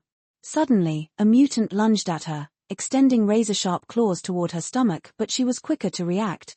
Dodging to the side, she delivered a swift strike to his ribs, with a crack ringing out. The man staggered in pain. But she offered him no mercy, following through with a final blow that knocked him out cold, her hand caving his skull into his head. The team leader had reached the material and was setting up small, disc-shaped charges around its base. Lily's gaze flickered to him, noting the tension in his jaw as he placed each explosive with precision. "Sir, what exactly is this?" she asked, her voice a low murmur as she kept her guard up, eyes scouting around her as she spoke. "Classified," he replied curtly, his gaze not meeting hers. "Our orders are to destroy it, nothing more." Lily's frowned as her suspicion grew even more. She wanted this material. She didn't know what it was, but it had enough energy rippling through it that it made her hunger. But trying something here would mean giving up this body. There was no way to make it out of this mission and get it unharmed. If she killed them all and took it, then the higher-ups would get suspicious, not to mention they each had cameras on them. The Brotherhood mutants seemed to realize the team's objective, and their resistance grew more desperate, intensifying their attacks with renewed aggression. One of the mutants, a tall woman with blazing white eyes, shouted, "We can't let them destroy it. That material is the key to our plans. Kill them." Lily caught the words, her mind whirling with possible ideas. From what she knew about the Brotherhood, they were all about mutant rights in a very violent manner. But before she could have the chance to properly think about it, the woman raised her hands, and an intense field of energy expanded from her, throwing several agents backward. Lily dug her foot into the ground, bracing herself against the force. With a surge of energy, she activated her unit's enhanced reflexes, closing the distance and targeting the mutant woman. Her movements were sharp and efficient, striking out and weakening the mutant's shield before taking her down with a final blow to the side of the head. "Charges set," the team leader called, pulling her attention back. "Everyone, fall back." Lily didn't hesitate, motioning for the others to retreat as they made their way out of the chamber. As they exited the mine, the team leader hit the detonator, and a muffled explosion reverberated through the tunnels, causing everything to begin shaking. The chamber with the material instantly collapsed from the explosion, and slowly the mine was caving in. The team had to run as fast as they could and regrouped at the entrance, dust and grime covering their gear, but their mission was accomplished. Lily's mind, however, was far from settled. This raid felt hollow and incomplete. Most of all, she didn't get what she wanted from it. For now, however, she decided to focus on her main body. It was finally waking up. Chapter 103. Chapter 103. 1020 words.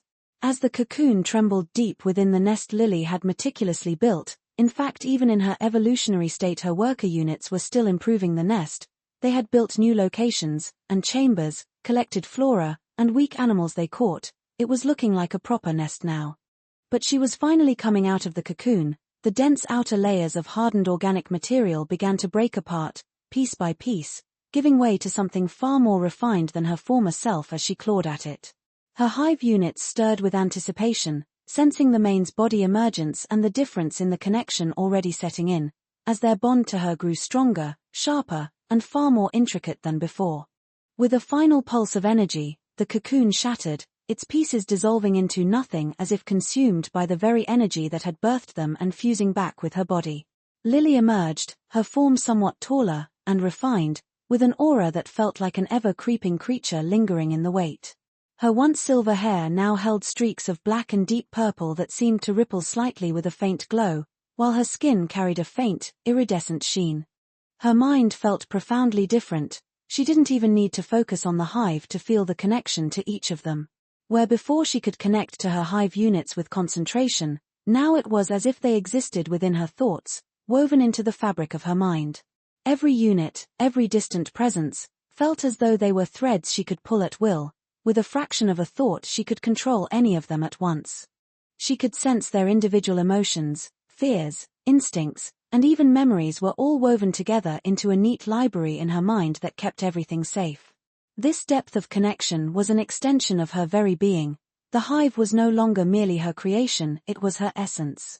As she took her first step forward, her senses exploded with clarity as she adjusted to her new form and her new abilities. She felt the vibrations in the earth not just from herself but from every hive unit connected to her. She sensed the slightest shifts in the air, and could even hear the distant hum of hive units stationed at the edges of her nest. Her mental reach extended far beyond the walls of her chamber, effortlessly spanning hundreds of hive units scattered throughout the savage land. The workers and hunters that had been about their business stopped as she passed through each of them. But the most striking new trait wasn't this simple connection. She already had that, no, something new had developed. She could feel its power tingling at the edges of her consciousness, her thoughts carrying subtle weight capable of influencing the weaker-willed, an ability that came with this newly formed. She wished to test it, but for now, she held in the want to go outside. She wanted to fully adapt to this new form and learn all there was about it. She also needed to check out her status. Good, she murmured, her voice resonating with a deep hoarse tone that echoed through the chamber. Status. As she spoke, the screen appeared before her. It was more refined than before and a few new changes had occurred.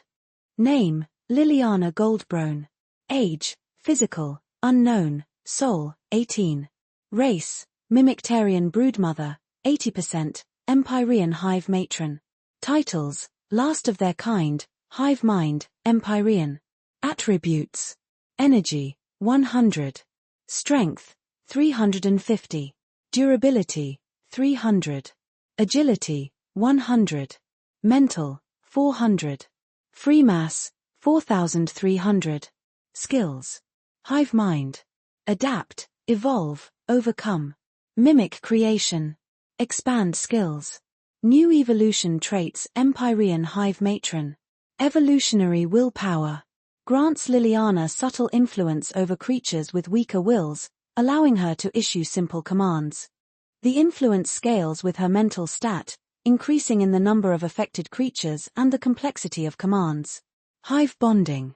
Allows Liliana to mark living beings with her mental energy, making them part of the hive without full control. She can choose to take control or read their thoughts and memories, though they retain free will otherwise. The bonding requires focus and becomes more difficult as the target's willpower increases. The first thing she noticed was the two new abilities that came with her evolution, hive bonding and evolutionary willpower.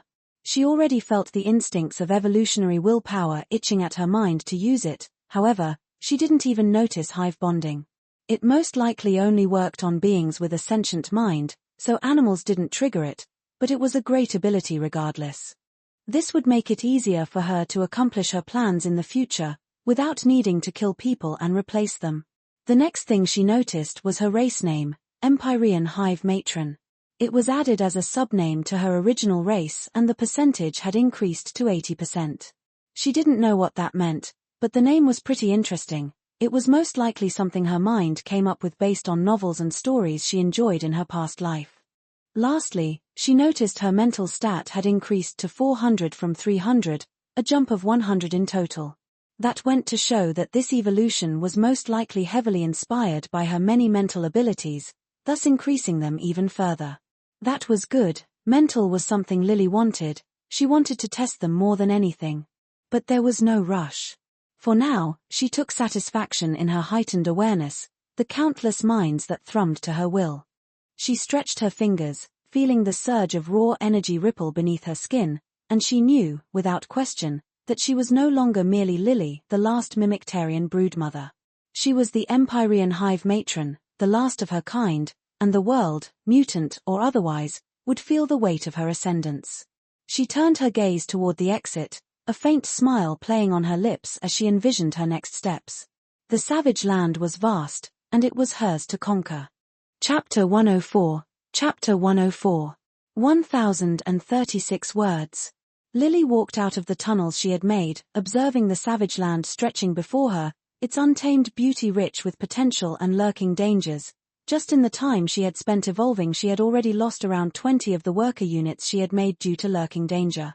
But she also gathered quite a few of the prehistoric flora and fauna that she could get her hands on, so she just needed to devour them and gain attributes from them. The strange blend of ancient flora and prehistoric creatures offered an abundant array of resources, though she knew her mass reserves needed careful management because of her plans. She currently had around 54,000 mass. While that may seem like a lot, it was not nearly enough for the nest she had envisioned. She wanted a nest that stretched across this entire land. She wanted to conquer it all, and eventually, she would, but for now, she had to start small. With her evolution, she unlocked a new type of unit that she could make. She deemed them building units. As the name would suggest, these were units that were essentially living buildings. For the most part, they couldn't move after being made, but they had useful functions. There were 8 in total she could make right now, and while she couldn't make most of them and wouldn't go through them for the time being, there were 2 that she wanted to make from the start. It was wiser to use her mass in a small but significant way that would benefit her from the start, so after considering her options carefully and getting a scope of the land, she came to a conclusion. First, the breeding spire. As the name would suggest, it was the backbone of her hive and a structure that would allow her to nurture new units and adapt existing ones at a faster rate, without her needing to personally do it. It would cost her 16,000 mass, a significant amount from what she currently had, but one that would allow her to ensure steady growth and reinforce her hive in the coming days. Given the dangers of the landscape, this was a much-needed insurance. The second choice was a more pragmatic one, as she would need mass to fuel her expansion, and so the harvesting well was a necessary choice. This structure would use the natural material around it and provided to it, breaking down materials and converting them into mass for her and her hive. And at 10,000 mass, it was an investment that would ensure she never depleted her resources again. Plus it would provide mass to the other buildings without her needing to do so herself. With her decision made, she made her way back into the tunnels and found a good chamber to make the buildings. Taking a deep breath, feeling the surge of her ability within her, weaving her will into something tangible and alive. The blackish goo leaked from her body and began to form before her. She could feel her mass reserves depleting quickly as she poured her resources into the construction of the new units. The black goo bubbled and twisted. Like a living mass, it changed and molded over and over again until it formed a large structure that seemingly melded into the wall. In the end, it formed a large mass that looked like flesh and bones, with tendrils going into the ground and walls around it. It seemed to move with rhythmic breathing, as if alive.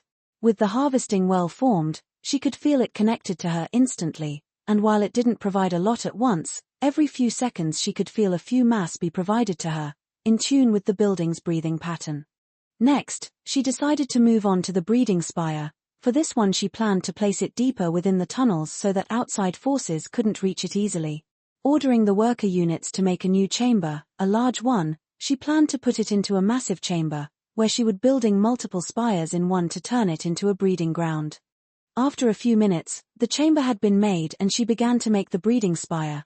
Just like with the previous one, it formed as a black goo that molded and took shape, eating away at her mass as she did, leaving her with barely anything. In the end, the structure looked almost like a weird marshland with flesh and eggs. It had weird bone-like pillars and flesh pools with what looked like eggs and holes in them. These were the spawning points for the units that would be made, with the flesh pools being the mass stored. She could feel her connection to it established the second it was completed. She could install various genetic codes and capabilities and then set the spire to automatically breed hive units, be it workers, scouts, hunting, and so on. This would be a large bonus to her swarm, and saying she was satisfied when she made both would be an understatement.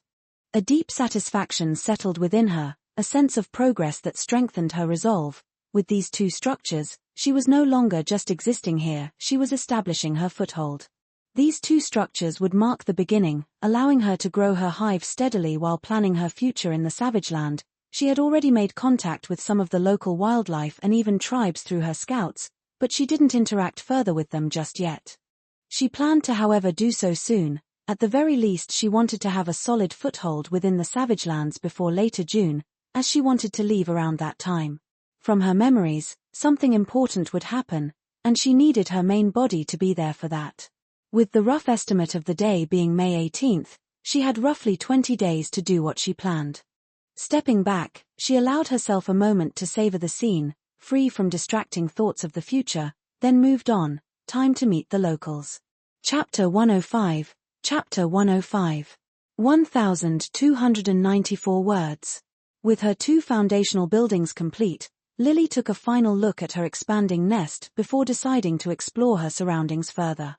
While her hive units had given her glimpses of the local wildlife and scattered tribes, she wanted to witness the landscape firsthand because it would be a different experience and allow her to understand the lay of the land she intended to conquer. Stepping outside her tunnels, she observed the vibrant, dense jungle that stretched endlessly before her. The Savage Land's unique environment was wild and unpredictable. Prehistoric flora and fauna unlike any other in the modern world filled it, remnants of a forgotten era untouched by the cruelty of mankind. Large, thick-rooted trees created canopies that blocked out much of the sunlight, cloaking the landscape in a dull darkness. Vines and moss draped over every surface, crawling up rocks and tangling between branches, offering vegetation to those that needed it. Massive plants and wildflowers bloomed in unnatural colors, hues she hadn't seen before, and shapes she never thought existed. The scents, too, were different, fresh, earthy, and lush. Walking outside felt like she had stepped out onto another planet. It was completely unlike Earth. It was primal, dangerous, and full of potential. Lily took a moment to let her senses expand outward, feeling her connection to every hive unit already scattered through the landscape. The worker units she'd sent to gather resources and scout the surroundings responded instantly, feeding her details of every creature they had come across so far. It wasn't an understatement when the comics described the Savage Lands as a safe haven for prehistoric creations, because that was exactly what she came across. Dinosaurs the likes of which she had never seen before in reality, famous ones she knew of like the Tyrannosaurus rex, Velociraptors, and Stegosaurus, but also ones she had never even seen before.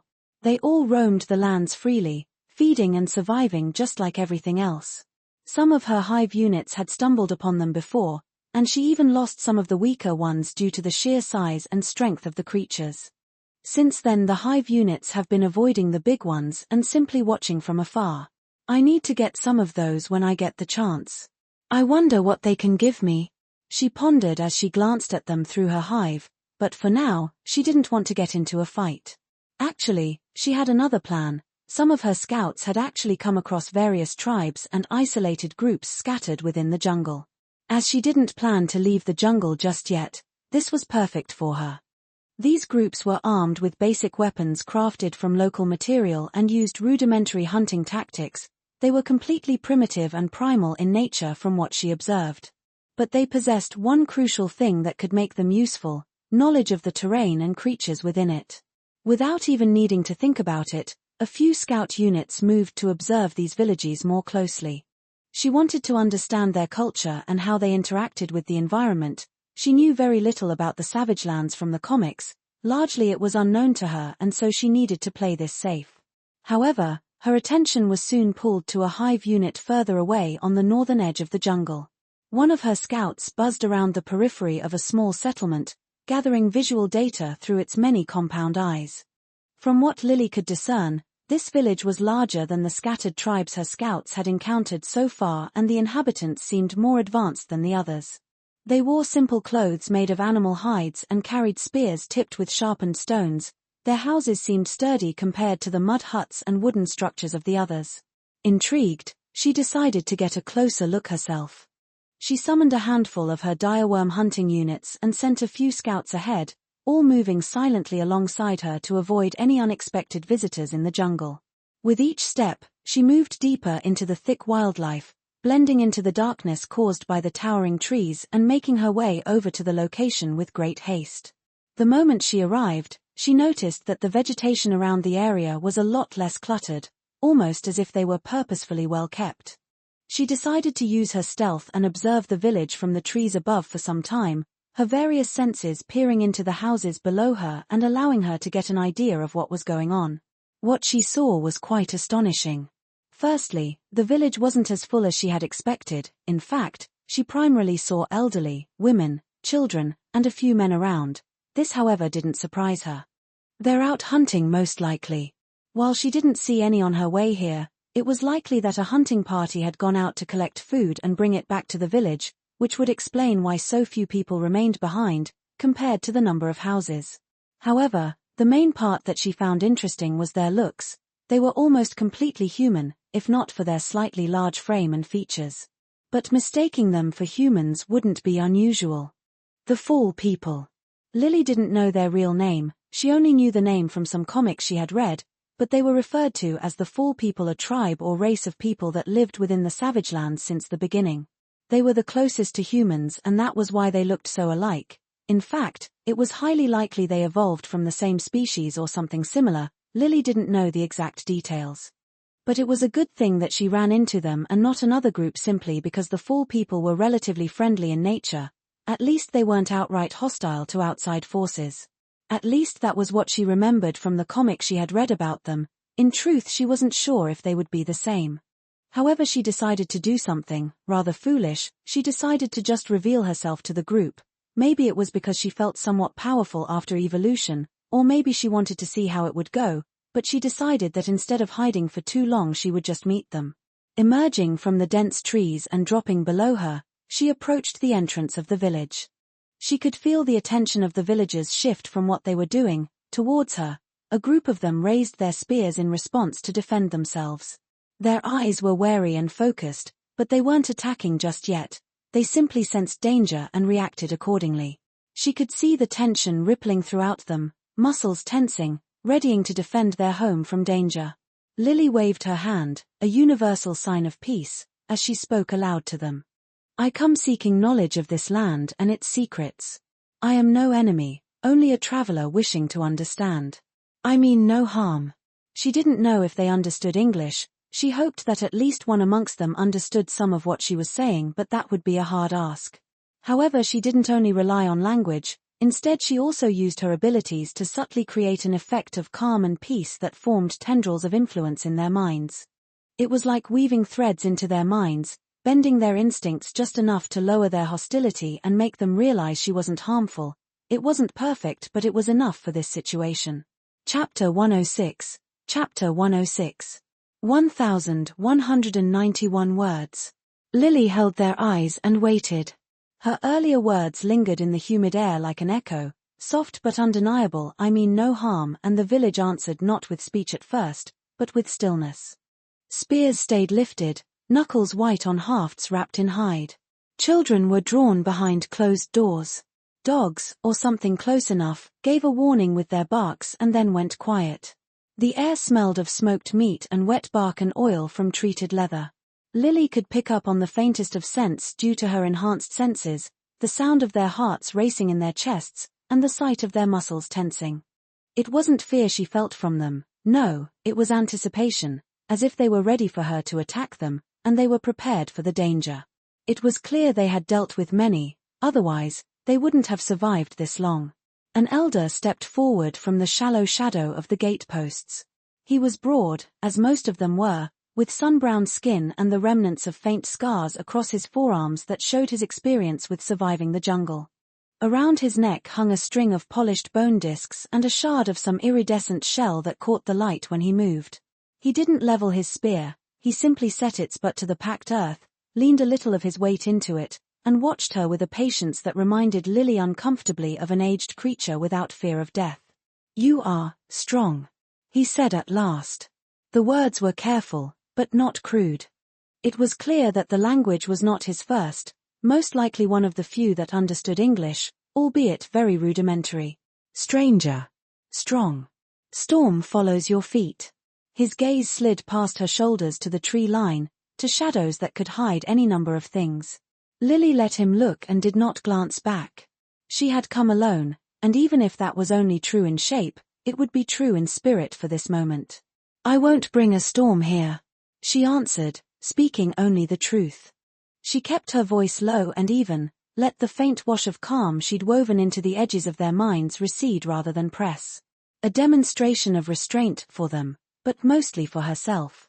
The new weight of her power wanted to be used, it hummed in her mind to be used, but she didn't use it.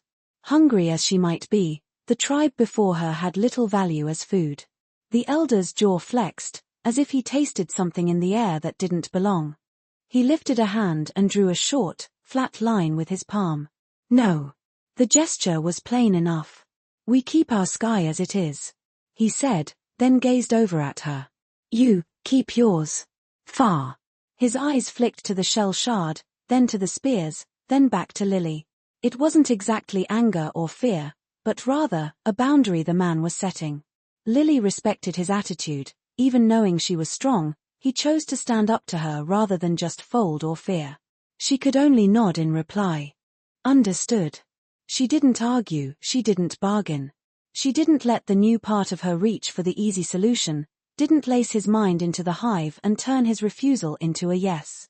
She felt her instinct to kill them lean forward, and she put her heel on it, pressed down hard. If she wanted a place here, she would make one that didn't require her to destroy everything. Her race had tried that path once before, and it ended with them dying. She had already decided not to do that. She devoured things that had purpose, brought value. The Fall people had more value alive than dead, after all, they didn't have any specific ability she needed. "I'll go. No harm will come from me or mine." She let that last word hang without explanation. The elder's eyes narrowed at it, a question he could choose to ask later or not at all. Lily stepped back 3 paces from their gate without turning around, then 3 more. Finally she turned and walked into the green without hurrying. She didn't look over her shoulder, nor did she need to. The hive looked for her. Only when the barrier faded into trunks and undergrowth did she let breath move out of her chest slowly. She stopped within the screen of a broad-leafed fern and closed her eyes. Threads flicked out, not new ones, not intrusive, signal and response through bonds that were hers to begin with. The dire worm nearest the village sank deeper and then angled away, the dirt caving down as it moved. The swarmlings moved further away from the village, staying just beyond their hunting range, but close enough to see them. She drew an invisible circle in her mind around the settlement and fixed it in place. No harvest within. She whispered to the hive, a thought more than a sound. "We don't interfere with them beyond just watching. For now at least." The assent rippled back through 100 small minds like a wave. It would have been so easy to lay a thread on the elder's thoughts, a mark that would have opened him like a book later, but she didn't. Not on the first people she meant to live beside. She moved parallel to the village boundary for a time. The floor of the jungle rose toward a hump and then dropped into a shallow crease where water once ran in a stream. As she moved, she saw the rustling of bushes before her, movement in the distance, faint, but she could sense it. She stopped and so did the hive that followed her, slowing her pace to a stillness as she observed beyond the bushes, 12 eyes shining faintly in the light. A raptor pack wove through ferns, fighting with some sort of deer they had captured. Their feathers ruffled as they rubbed against each other, claws and teeth tearing through flesh with ease. Her ears could hear their mouths ripping and biting through the bones of the deer. 6 of them. Lean, mottled, hunting like a pack, albeit they didn't seem to all get along. As she looked at them eating the deer, only one thought arose in her mind. What can I gain if I eat them? Hey there, author here. Been a while since I posted a chapter for this, and honestly, I don't plan to post super often right now either. I'll probably do a few chapters a week, maybe 2 to 3, but not a ton. I'm more focused on my other work right now, but I thought, might as well post something for everyone still saving this work and voting on it. Though, I would love it if you guys can check out my other novel, Ascendant Wizard, give it a review, comment, and vote on it. If you can do that for me, I'll keep posting this one. Smiley face.